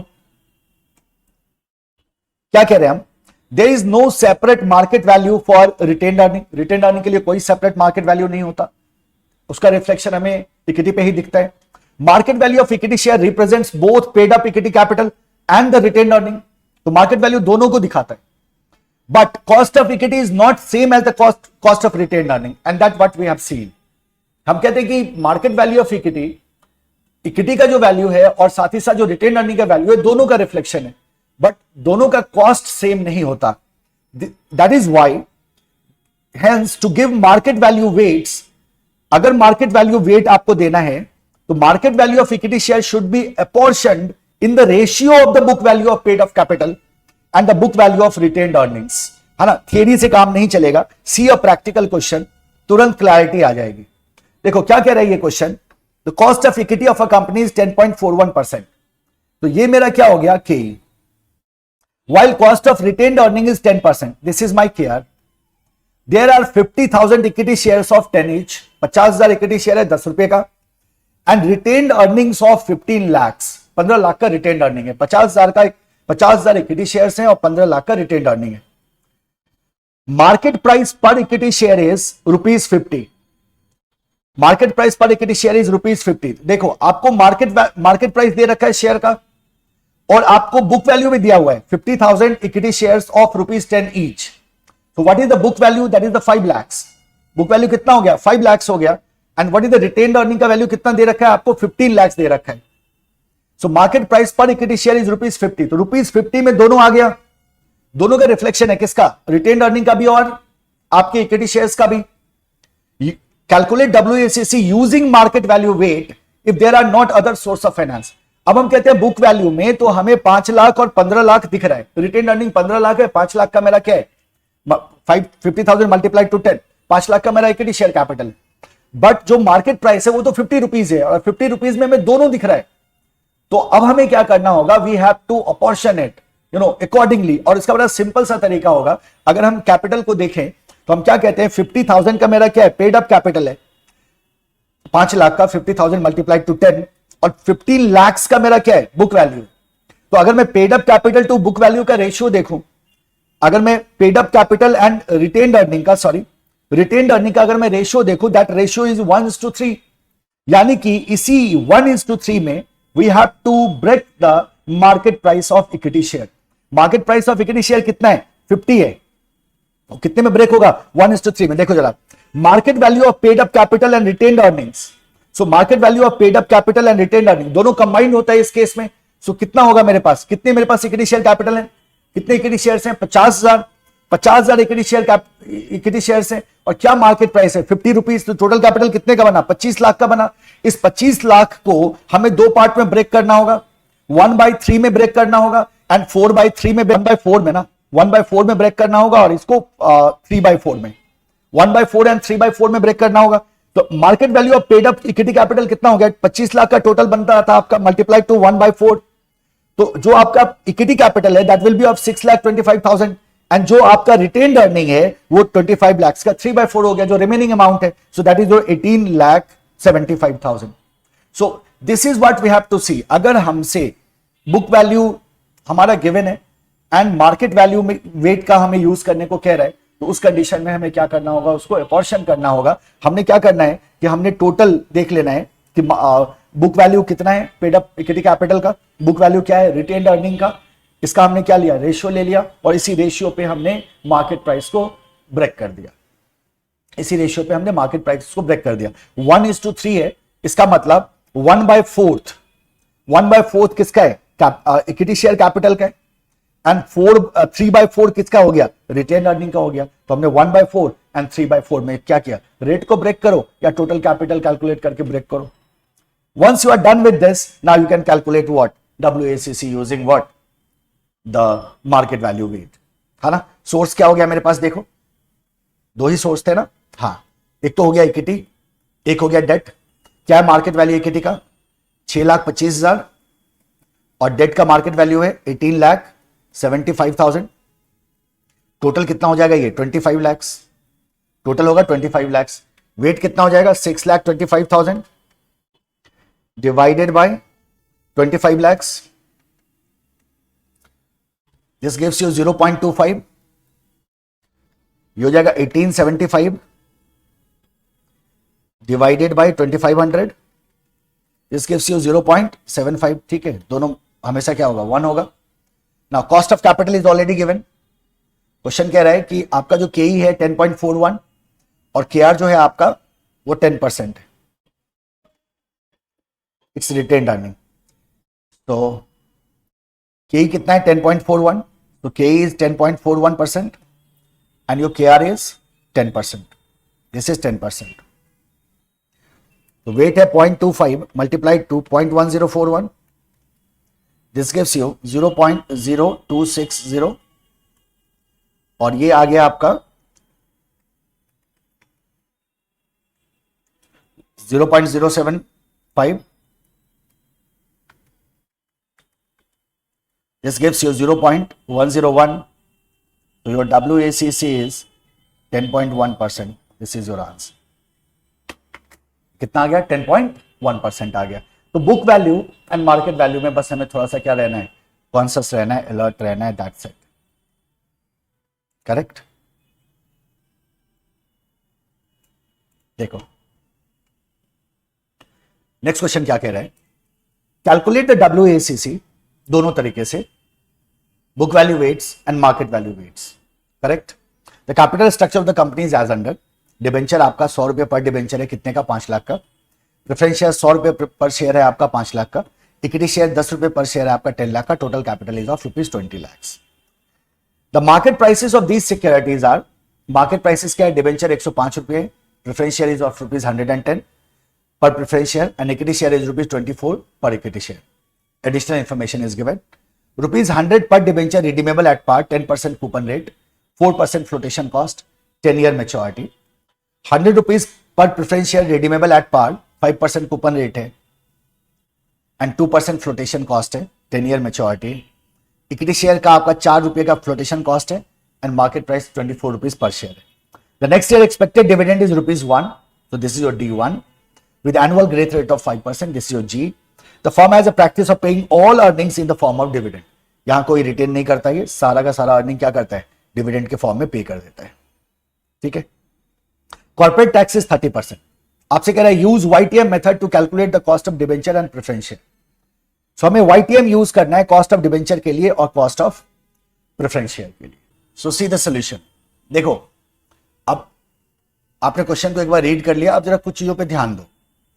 देखो क्या कह रहा है हमसे कह रहा है कि book value weight and market value weight पे आपको WACC कैलकुलेट करना है। So this is the final question they are asking. Last में इन्होंने क्या मेंशन कर दिया है, लास्ट में मेंशन कर दिया है कि डिबेंचर और प्रेफरेंस शेयर का जो कैलकुलेट करोगे ना कॉस्ट, तो YTM पे कैलकुलेट करना। केई के लिए ऐसा कुछ नहीं कहा है, इक्विटी के लिए ऐसा कुछ नहीं कहा है, डिबेंचर और प्रेफरेंस शेयर आपको YTM पे कैलकुलेट करना है। केई के लिए आप नॉर्मल मेथड यूज कर सकते हो। तो हमने क्या करना है, पहले तीनों ही सोर्सेस का कॉस्ट कैलकुलेट करना है। हमें कॉस्ट कैलकुलेट करना है इक्विटी का, हमें कॉस्ट कैलकुलेट करना है डेट का, और हमें कॉस्ट करना है प्रेफरेंस शेयर का। जो डेट है वो भी YTM, प्रेफरेंस शेयर भी क्या लगेगा YTM। केई के लिए जरूरत नहीं है, हमें ग्रोथ रेट दे रखा है, ग्रोथ मॉडल यूज कर लेंगे। Okay now see this. अगर हम सबसे पहले लेट्स से इक्विटी शेयर्स की बात करें तो इक्विटी शेयर क्या कह रहा है, ध्यान देना। इक्विटी शेयर आपका कितने पे ट्रेड हो रहा है, पहले ये देखो। The market price of securities, debenture 105 है, प्रेफरेंस 110 है, इक्विटी शेयर आपका ₹24 पर शेयर है, ₹24 पर शेयर है। Equity share has ₹4 flotation cost and market price is of ₹24। ₹4 का फ्लोटेशन कॉस्ट है, मार्केट प्राइस 24 है, यानी कि P0 माइनस F, तो कितना हो गया, ₹20 हो जाएगा, 24 minus 4। The next year expected dividend is ₹1, so D1 is given and the growth rate is of 5%. Growth rate is also given. So KE को कैलकुलेट करना is very simple. क्या बोलेंगे, KE is equal to D1 upon P0 minus F plus G. What is D1? ₹1. P1 is 24 minus 4 plus 0.05. इसको अगर solve करें तो कितना हो जाता है, 1 divided by 20 plus 0.05. This gives you 0.1. ठीक है, that is your KE is equal to 10%। तो 10% क्या आ गया मेरा, KE आ गया। Correct, 10% is your KE। Now, as far as KD and KP is concerned, here we have to use the YTM. अब अगर हम YTM को यूज करते हैं तो जरा वर्किंग देख लो आप क्या होगा इसका. Let's see the KD first. Cost of debt अगर मैं कैलकुलेट करने जाता हूं तो देखो क्या है इसका कॉस्ट ऑफ डेट का. अगर हम देखें तो इसका जो मार्केट प्राइस है अभी दैट इज ऑफ ₹105. 105 रुपए का market price. 100 rupees is the face value. Redeemable eight part. 10% coupon rate है, 4% फ्लोटेशन कॉस्ट है, 10 ईयर का लाइफ है. यानी कि 10 ईयर का लाइफ है, 10 ईयर का लाइफ है. और 10 ईयर के बाद जो इसका रिडेम्पशन वैल्यू होने जा रहा है that is going to be 100. Par पे रिडीम है तो 100 रुपीज इसका क्या होगा रिडेम्पशन वैल्यू होगा. 10% का कूपन रेट है तो आप जाते हो interest is applied on what the face value. और 30% का आपका टैक्स रेट है. इसका मतलब 10 साल तक क्या जाएगा तो I net of taxes 1 minus 0.30 30% is equal to ₹7. 7 रुपए का इंटरेस्ट होगा फॉर 10 ईयर्स. जहां तक इसका नेट प्रोसीड है, नेट प्रोसीड कितने का आ रहा है 105 रुपीज का आ रहा है. और इस पे 4% का फ्लोटेशन कॉस्ट है. तो 105 पे 4% का फ्लोटेशन कॉस्ट है. तो यहां जो आपका नेट प्रोसीड हो जाएगा वो जगह 105 माइनस 105 पे कितने परसेंट का फ्लोटेशन कॉस्ट है 4% का फ्लोटेशन कॉस्ट है. 105 का 4% माइनस 105. तो दिस गिव्स यू 100.8. तो 100.8 का आपका नेट प्रोसीड है. 7 रुपये का आपका फ्लो है फॉर 10 ईयर इंटरेस्ट का. और रिडेम्पशन वैल्यू आपका 100 का है. Once you know that now you can easily calculate what IRR. आप क्या कर सकते हैं यहां से IRR कैलकुलेट कर सकते हैं. सो इन सारे वैल्यू को लेके आगे बढ़ो. Let's calculate the cost of debt. Cost of debt की अगर हम बात करें तो 0 ईयर पे हमारा कितना था 100.8. 1 to 10 ईयर पे कितना था 7. और 10th ईयर में हमारा कितना था 100 का रिडेम्पशन वैल्यू था. राइट. अब देखो 5% और 7% का हमने क्या लिया है यहां डिस्काउंटिंग फैक्टर लिया है. तो 5% का डिस्काउंटिंग फैक्टर 0 ईयर के लिए क्या रह गया 1 रह गया. अब 10 साल का कुमुलेटिव लेना होगा आपको. तो 1 डिवाइडेड बाय 1.05. ठीक है 10 साल का कुमुलेटिव है इक्वल टू पहले साल का आया मेमोरी में डालो 10 साल तक करते जाओ. लास्ट में क्या कर लो मेमोरी रिकॉल कर लो. You know the process. So 1 2 3 4 5 6 7 8 9 10. So this gives you 7.72. 7.7217 है. 3 डिजिट तक चलते हैं तो 2 कर देते हैं इसको. और 10th ईयर के लिए क्या हो जाएगा 1 divided by 1.05.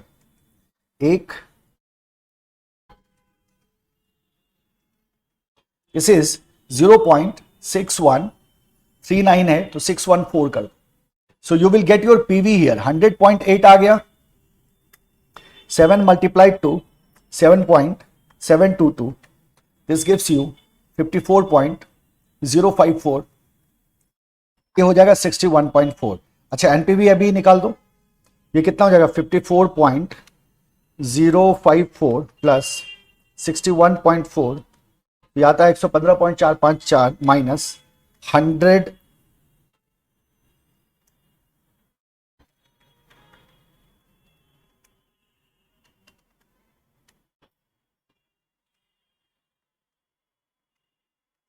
So this is your 14.65 and that is your positive NPV. 7% पे क्या आना चाहिए negative. So this is your 1. ये हो गया PV 100.8. नाउ सी दिस 7 रुपए का फ्लो है 7 ईयर 10 ईयर्स के लिए 1 डिवाइडेड 1.07 इक्वल टू पहले साल का मेमोरी में डालो. दूसरा third fourth fifth six seventh 8th 9th 10th memory recall. So this goes to 7.023.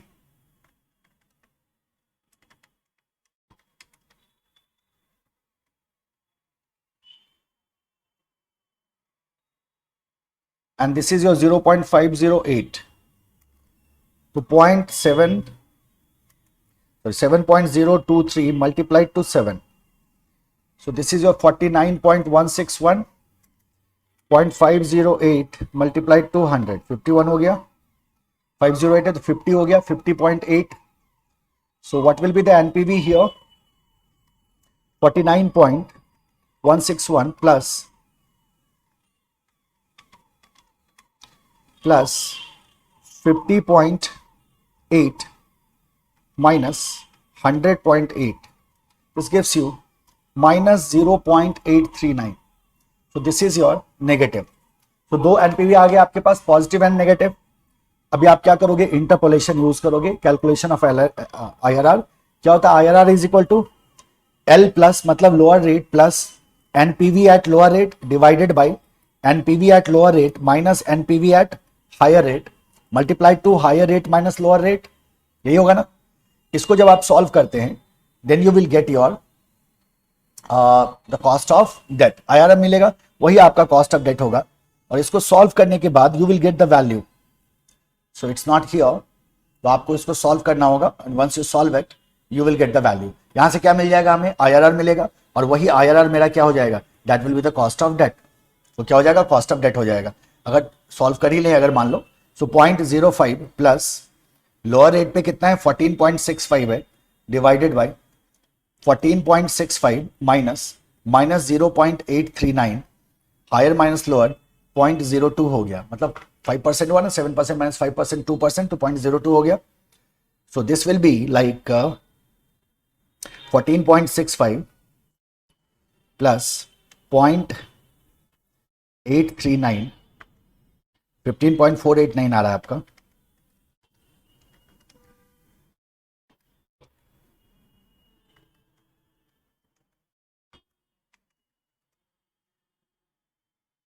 So this goes to 0.0689 is equal to 6.89%.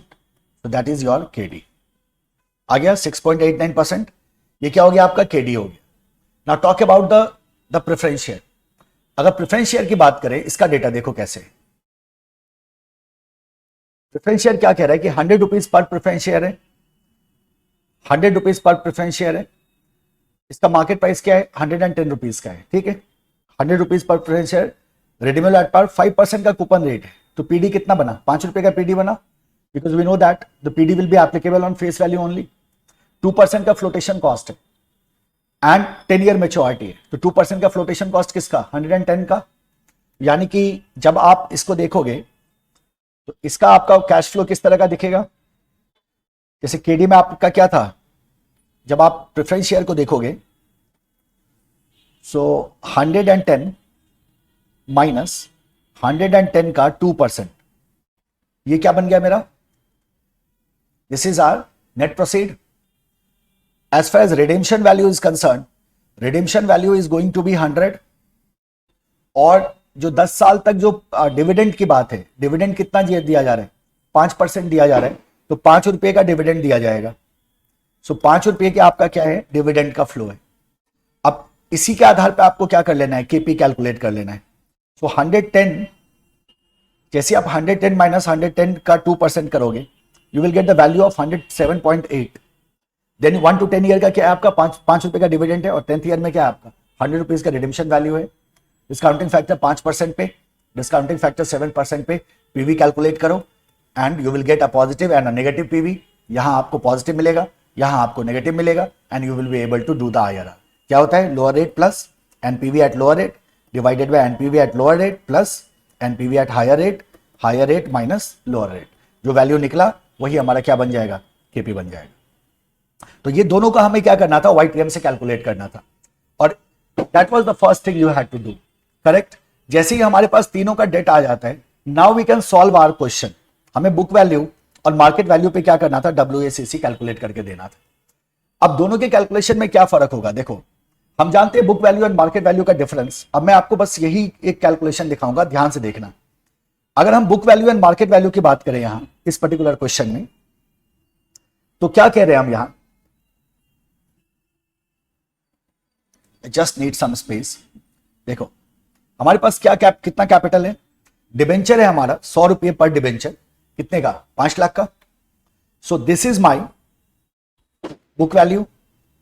Preference share है हमारे पास 100% पर शेयर, कितना, 5 लाख का, this is my book value. Equity share है 10 रुपये पर share, कितने का, 10 लाख का, this is my book value. तो ये हमारा क्या बता रहा है, बुक वैल्यू बता रहा है. तो जब मैं बुक वैल्यू पे कैलकुलेट करूंगा तब तो बड़ा सिंपल है, ये हमारे वैल्यूज हो जाएंगे, इसी के आधार पे वेट निकालेंगे, कॉस्ट हम कैलकुलेट कर चुके हैं, कॉस्ट से मल्टीप्लाई करेंगे, हमें हमारा WACC मिल जाएगा। अब बात करते हैं मार्केट वैल्यू की। जब हम मार्केट वैल्यू की बात करेंगे, ठीक है, तो हमें क्या लेना होगा, मार्केट प्राइस लेना होगा, क्योंकि मार्केट वैल्यू तो मार्केट प्राइस से निकलेगा। अब देखो क्या दे रखा है इन्होंने कि डिबेंचर जो है आपका 100 रुपए पर डिबेंचर है, टोटल कितना है 5 लाख। तो अगर 5 लाख वैल्यू है, 100 रुपए का एक डिबेंचर है, इसका मतलब आपके पास कितना डिबेंचर है, आप क्या बोलोगे, सर वी हैव 5000 डिबेंचर्स। कितना डिबेंचर हो गए, 5000 हो गए। लाइकवाइज प्रेफरेंस शेयर की बात करो, 100 रुपए का एक है और आपके पास टोटल 5 लाख है, तो कितने प्रेफरेंस शेयर हो गए, 5000 आपके प्रेफरेंस शेयर हो गए। और इक्विटी शेयर्स की बात करो, 10 रुपए पर शेयर है और 10 लाख का आपके पास कैपिटल है, इसका मतलब 1 लाख इक्विटी शेयर हो गया। तो आपके पास 5000 डिबेंचर है, 5000 प्रेफरेंस शेयर है और आपके पास 1 lakh equity share. This is in numbers. अब इनका मार्केट प्राइस क्या है, डिबेंचर 105 रुपए पर डिबेंचर है, तो अगर मैं 5000 को 105 से मल्टीप्लाई कर दूं तो I will be getting the market value of the debenture. मेरा प्रेफरेंस शेयर है 110 रुपए पर प्रेफरेंस शेयर, तो अगर मैं प्रेफरेंस शेयर को 5000 प्रेफरेंस शेयर को 110 से मल्टीप्लाई कर दूं तो मुझे क्या मिल जाएगा, मार्केट वैल्यू मिल जाएगा। और मेरा जो इक्विटी शेयर है वो 24 रुपए पर इक्विटी शेयर है, यानी कि अगर 1 लाख को मैं 24 से मल्टीप्लाई कर दूं तो मुझे इक्विटी का मार्केट वैल्यू मिल जाएगा। अब मुझे इन सब का मार्केट वैल्यू मिल गया तो मैंने क्या किया, इनका टोटल कर दिया। यहां अपॉर्शन करने का कोई टेंशन है नहीं, क्योंकि रिटेन अर्निंग है ही नहीं। ये कह रहा है कि हम कुछ भी नहीं रखते, कंपनी क्या कह रही है कि हमारे पास कोई भी पैसा हम बचा के नहीं रखते, रिटेन अर्निंग हमारे पास है ही नहीं, जीरो है, नील है, तो उसके बारे में तो बात ही नहीं करनी। हमारी तीनों का मार्केट वैल्यू मिला। अब इन तीनों के मार्केट वैल्यू का हम टोटल निकालेंगे और रिस्पेक्टिव मार्केट पर्टिकुलर फंड के साथ उसका क्या करते चलेंगे, वेट निकालेंगे, और कॉस्ट ऑलरेडी हम कैलकुलेट कर चुके हैं, कॉस्ट के साथ मल्टीप्लाई करेंगे, we will get our WACC। So book value is given here. So what we have to do is we have to see the number of debenture, number of equity shares, number of preference shares, and number of instrument से हम क्या करेंगे, respective market price को multiply कर देंगे तो हमें market value मिल जाएगा। Once we get the market value, फिर हमारा काम बहुत आसान हो गया और बड़ी आसानी से हम क्या करेंगे, we will be able to calculate the weight as well. And once we calculate the weight, the respective cost से multiply करो और जैसे ही आप respective cost से multiply करोगे, you will get the WACC। है ना, पूरा सॉल्व नहीं करूंगा, it will take a lot of time. I hope आप समझ रहे हो इसको। किसी भी क्वेश्चन में अगर आपको डिफिकल्टी हो या आप सॉल्व ना कर पा रहे हो, don't worry, you can ask for the detail solution, right.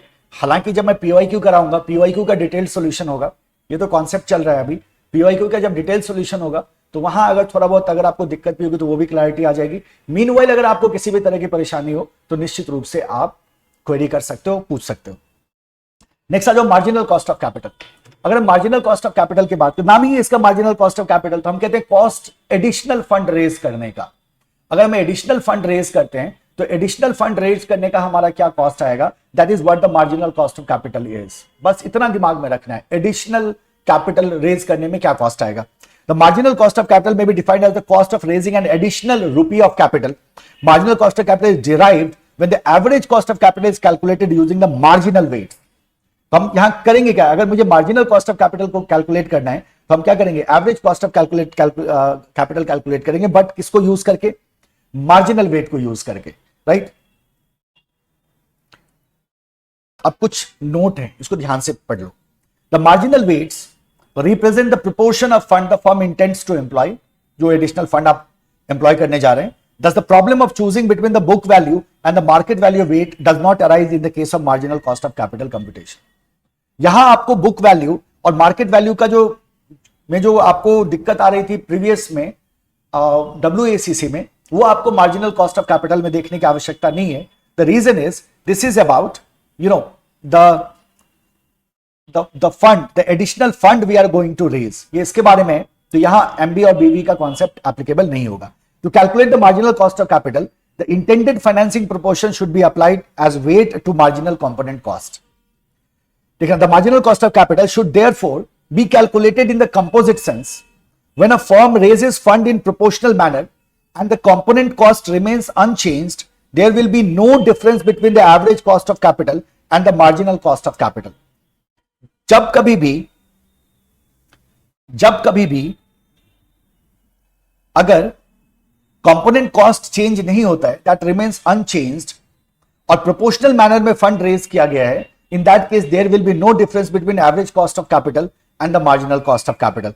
The component cost may remain constant up to certain level of fund raised and start increasing with amount of fund raised. क्या करना है, additional fund का cost calculate करना है. कुछ खास process नहीं है, बड़ा सिंपल प्रोसेस है, बट टाइम कांस्टेंट है थोड़ा सा, तो हमें यहाँ रुकना पड़ेगा. ये लेक्चर मैं आपको अभी प्रोवाइड कर दे रहा हूँ, और जो पास्ट ईयर क्वेश्चन का जो आपका सेशन आएगा उस सेशन में मैं इसके भी एग्जांपल्स को कवर करूंगा. देखो टोटल 22 क्वेश्चंस हमने कवर किए, टोटल 30 क्वेश्चंस हमारे पास हैं, तो 8 क्वेश्चंस रिमेनिंग है. इस 8 क्वेश्चंस का video you will be getting tomorrow morning. कल सुबह आपको मिल जाएगा. कल शाम का जो हमारा सेशन है, that session will be live. वो सेशन क्या रहेगा, लाइव रहेगा, मैं फिर से कह रहा हूं, और उसमें हम चैप्टर 5 को स्टार्ट करेंगे. कल सुबह you will be getting the solution for remaining 8 questions from 22 to 29 30, जो भी जितने भी क्वेश्चंस हैं हमारे स्टडी मैट में, that will be covered, right? Then after that उसी लेक्चर में मैं आपको बताऊंगा कि PYQ को किस तरह से कवर करना है. So we will have additional lecture for that also, जिसमें जो इंपॉर्टेंट PYQs है, जो पास्ट ईयर क्वेश्चन है इंपॉर्टेंट, उसको मैं कवर कर रहा हूँ. ये आपका कॉन्सेप्ट का रिवीजन था, साथ ही साथ आपने सर्टेन क्वेश्चंस को 21-22 क्वेश्चंस को आपने कवर किया. Correct. We will stop here in this session. Time के कांस्टेंट की वजह से हम रुक रहे हैं, और कल का सेशन लाइव होगा, एंड कल सुबह you will get the solution of the remaining of 8 questions. सारे मटेरियल आपके ग्रुप में ही शेयर होंगे. कल शाम में आपको चैप्टर नंबर 5 का कॉन्सेप्ट नोट्स मिलेगा, साथ ही साथ कंपाइलेशन जो है क्वेश्चन का, कंपाइलेशन ऑलरेडी ग्रुप में शेयर हो चुका है. अगर आप लेट से शेयर होंगे, लेट से ज्वाइन किया होगा ग्रुप को, तो आज मैं फिर से उसमें सारे के सारे मटेरियल्स शेयर करने जा रहा हूं, तो निश्चित रूप से डाउनलोड कर लेना. करेक्ट. सेशंस मिस मत करना. जैसे जैसे आगे बढ़ेंगे नंबर ऑफ क्वेश्चंस बढ़ेगा, और सबसे इंपॉर्टेंट है इस बात को समझना, जो हम सबसे लास्ट में डिस्कस करने जा रहे हैं हर एक चैप्टर के, कि किस तरह से हमारे स्टडी मैट के क्वेश्चंस के आधार पे प्रीवियस ईयर्स क्वेश्चंस में क्वेश्चंस पूछे गए थे, क्या कनेक्शन था, कहाँ वेरिएशन था, और कहाँ दिक्कत आती है एग्जामिनेशन में क्वेश्चन को सॉल्व करने के लिए. ठीक है. थियरी को मैं मिनिमाइज करके चल रहा हूं बालक, आप समझ सकते हैं समय का अभाव है, राइट, बट क्वेश्चंस हम थॉरली कवर करेंगे, और सारे क्वेश्चंस को हम कवर करेंगे. करेक्ट. किसी भी क्वेश्चन में किसी तरह की परेशानी हो तो आप निश्चित रूप से संपर्क कर सकते हैं. Stop here today, see you tomorrow. Thank you everyone, bye bye. Keep working hard, keep shining.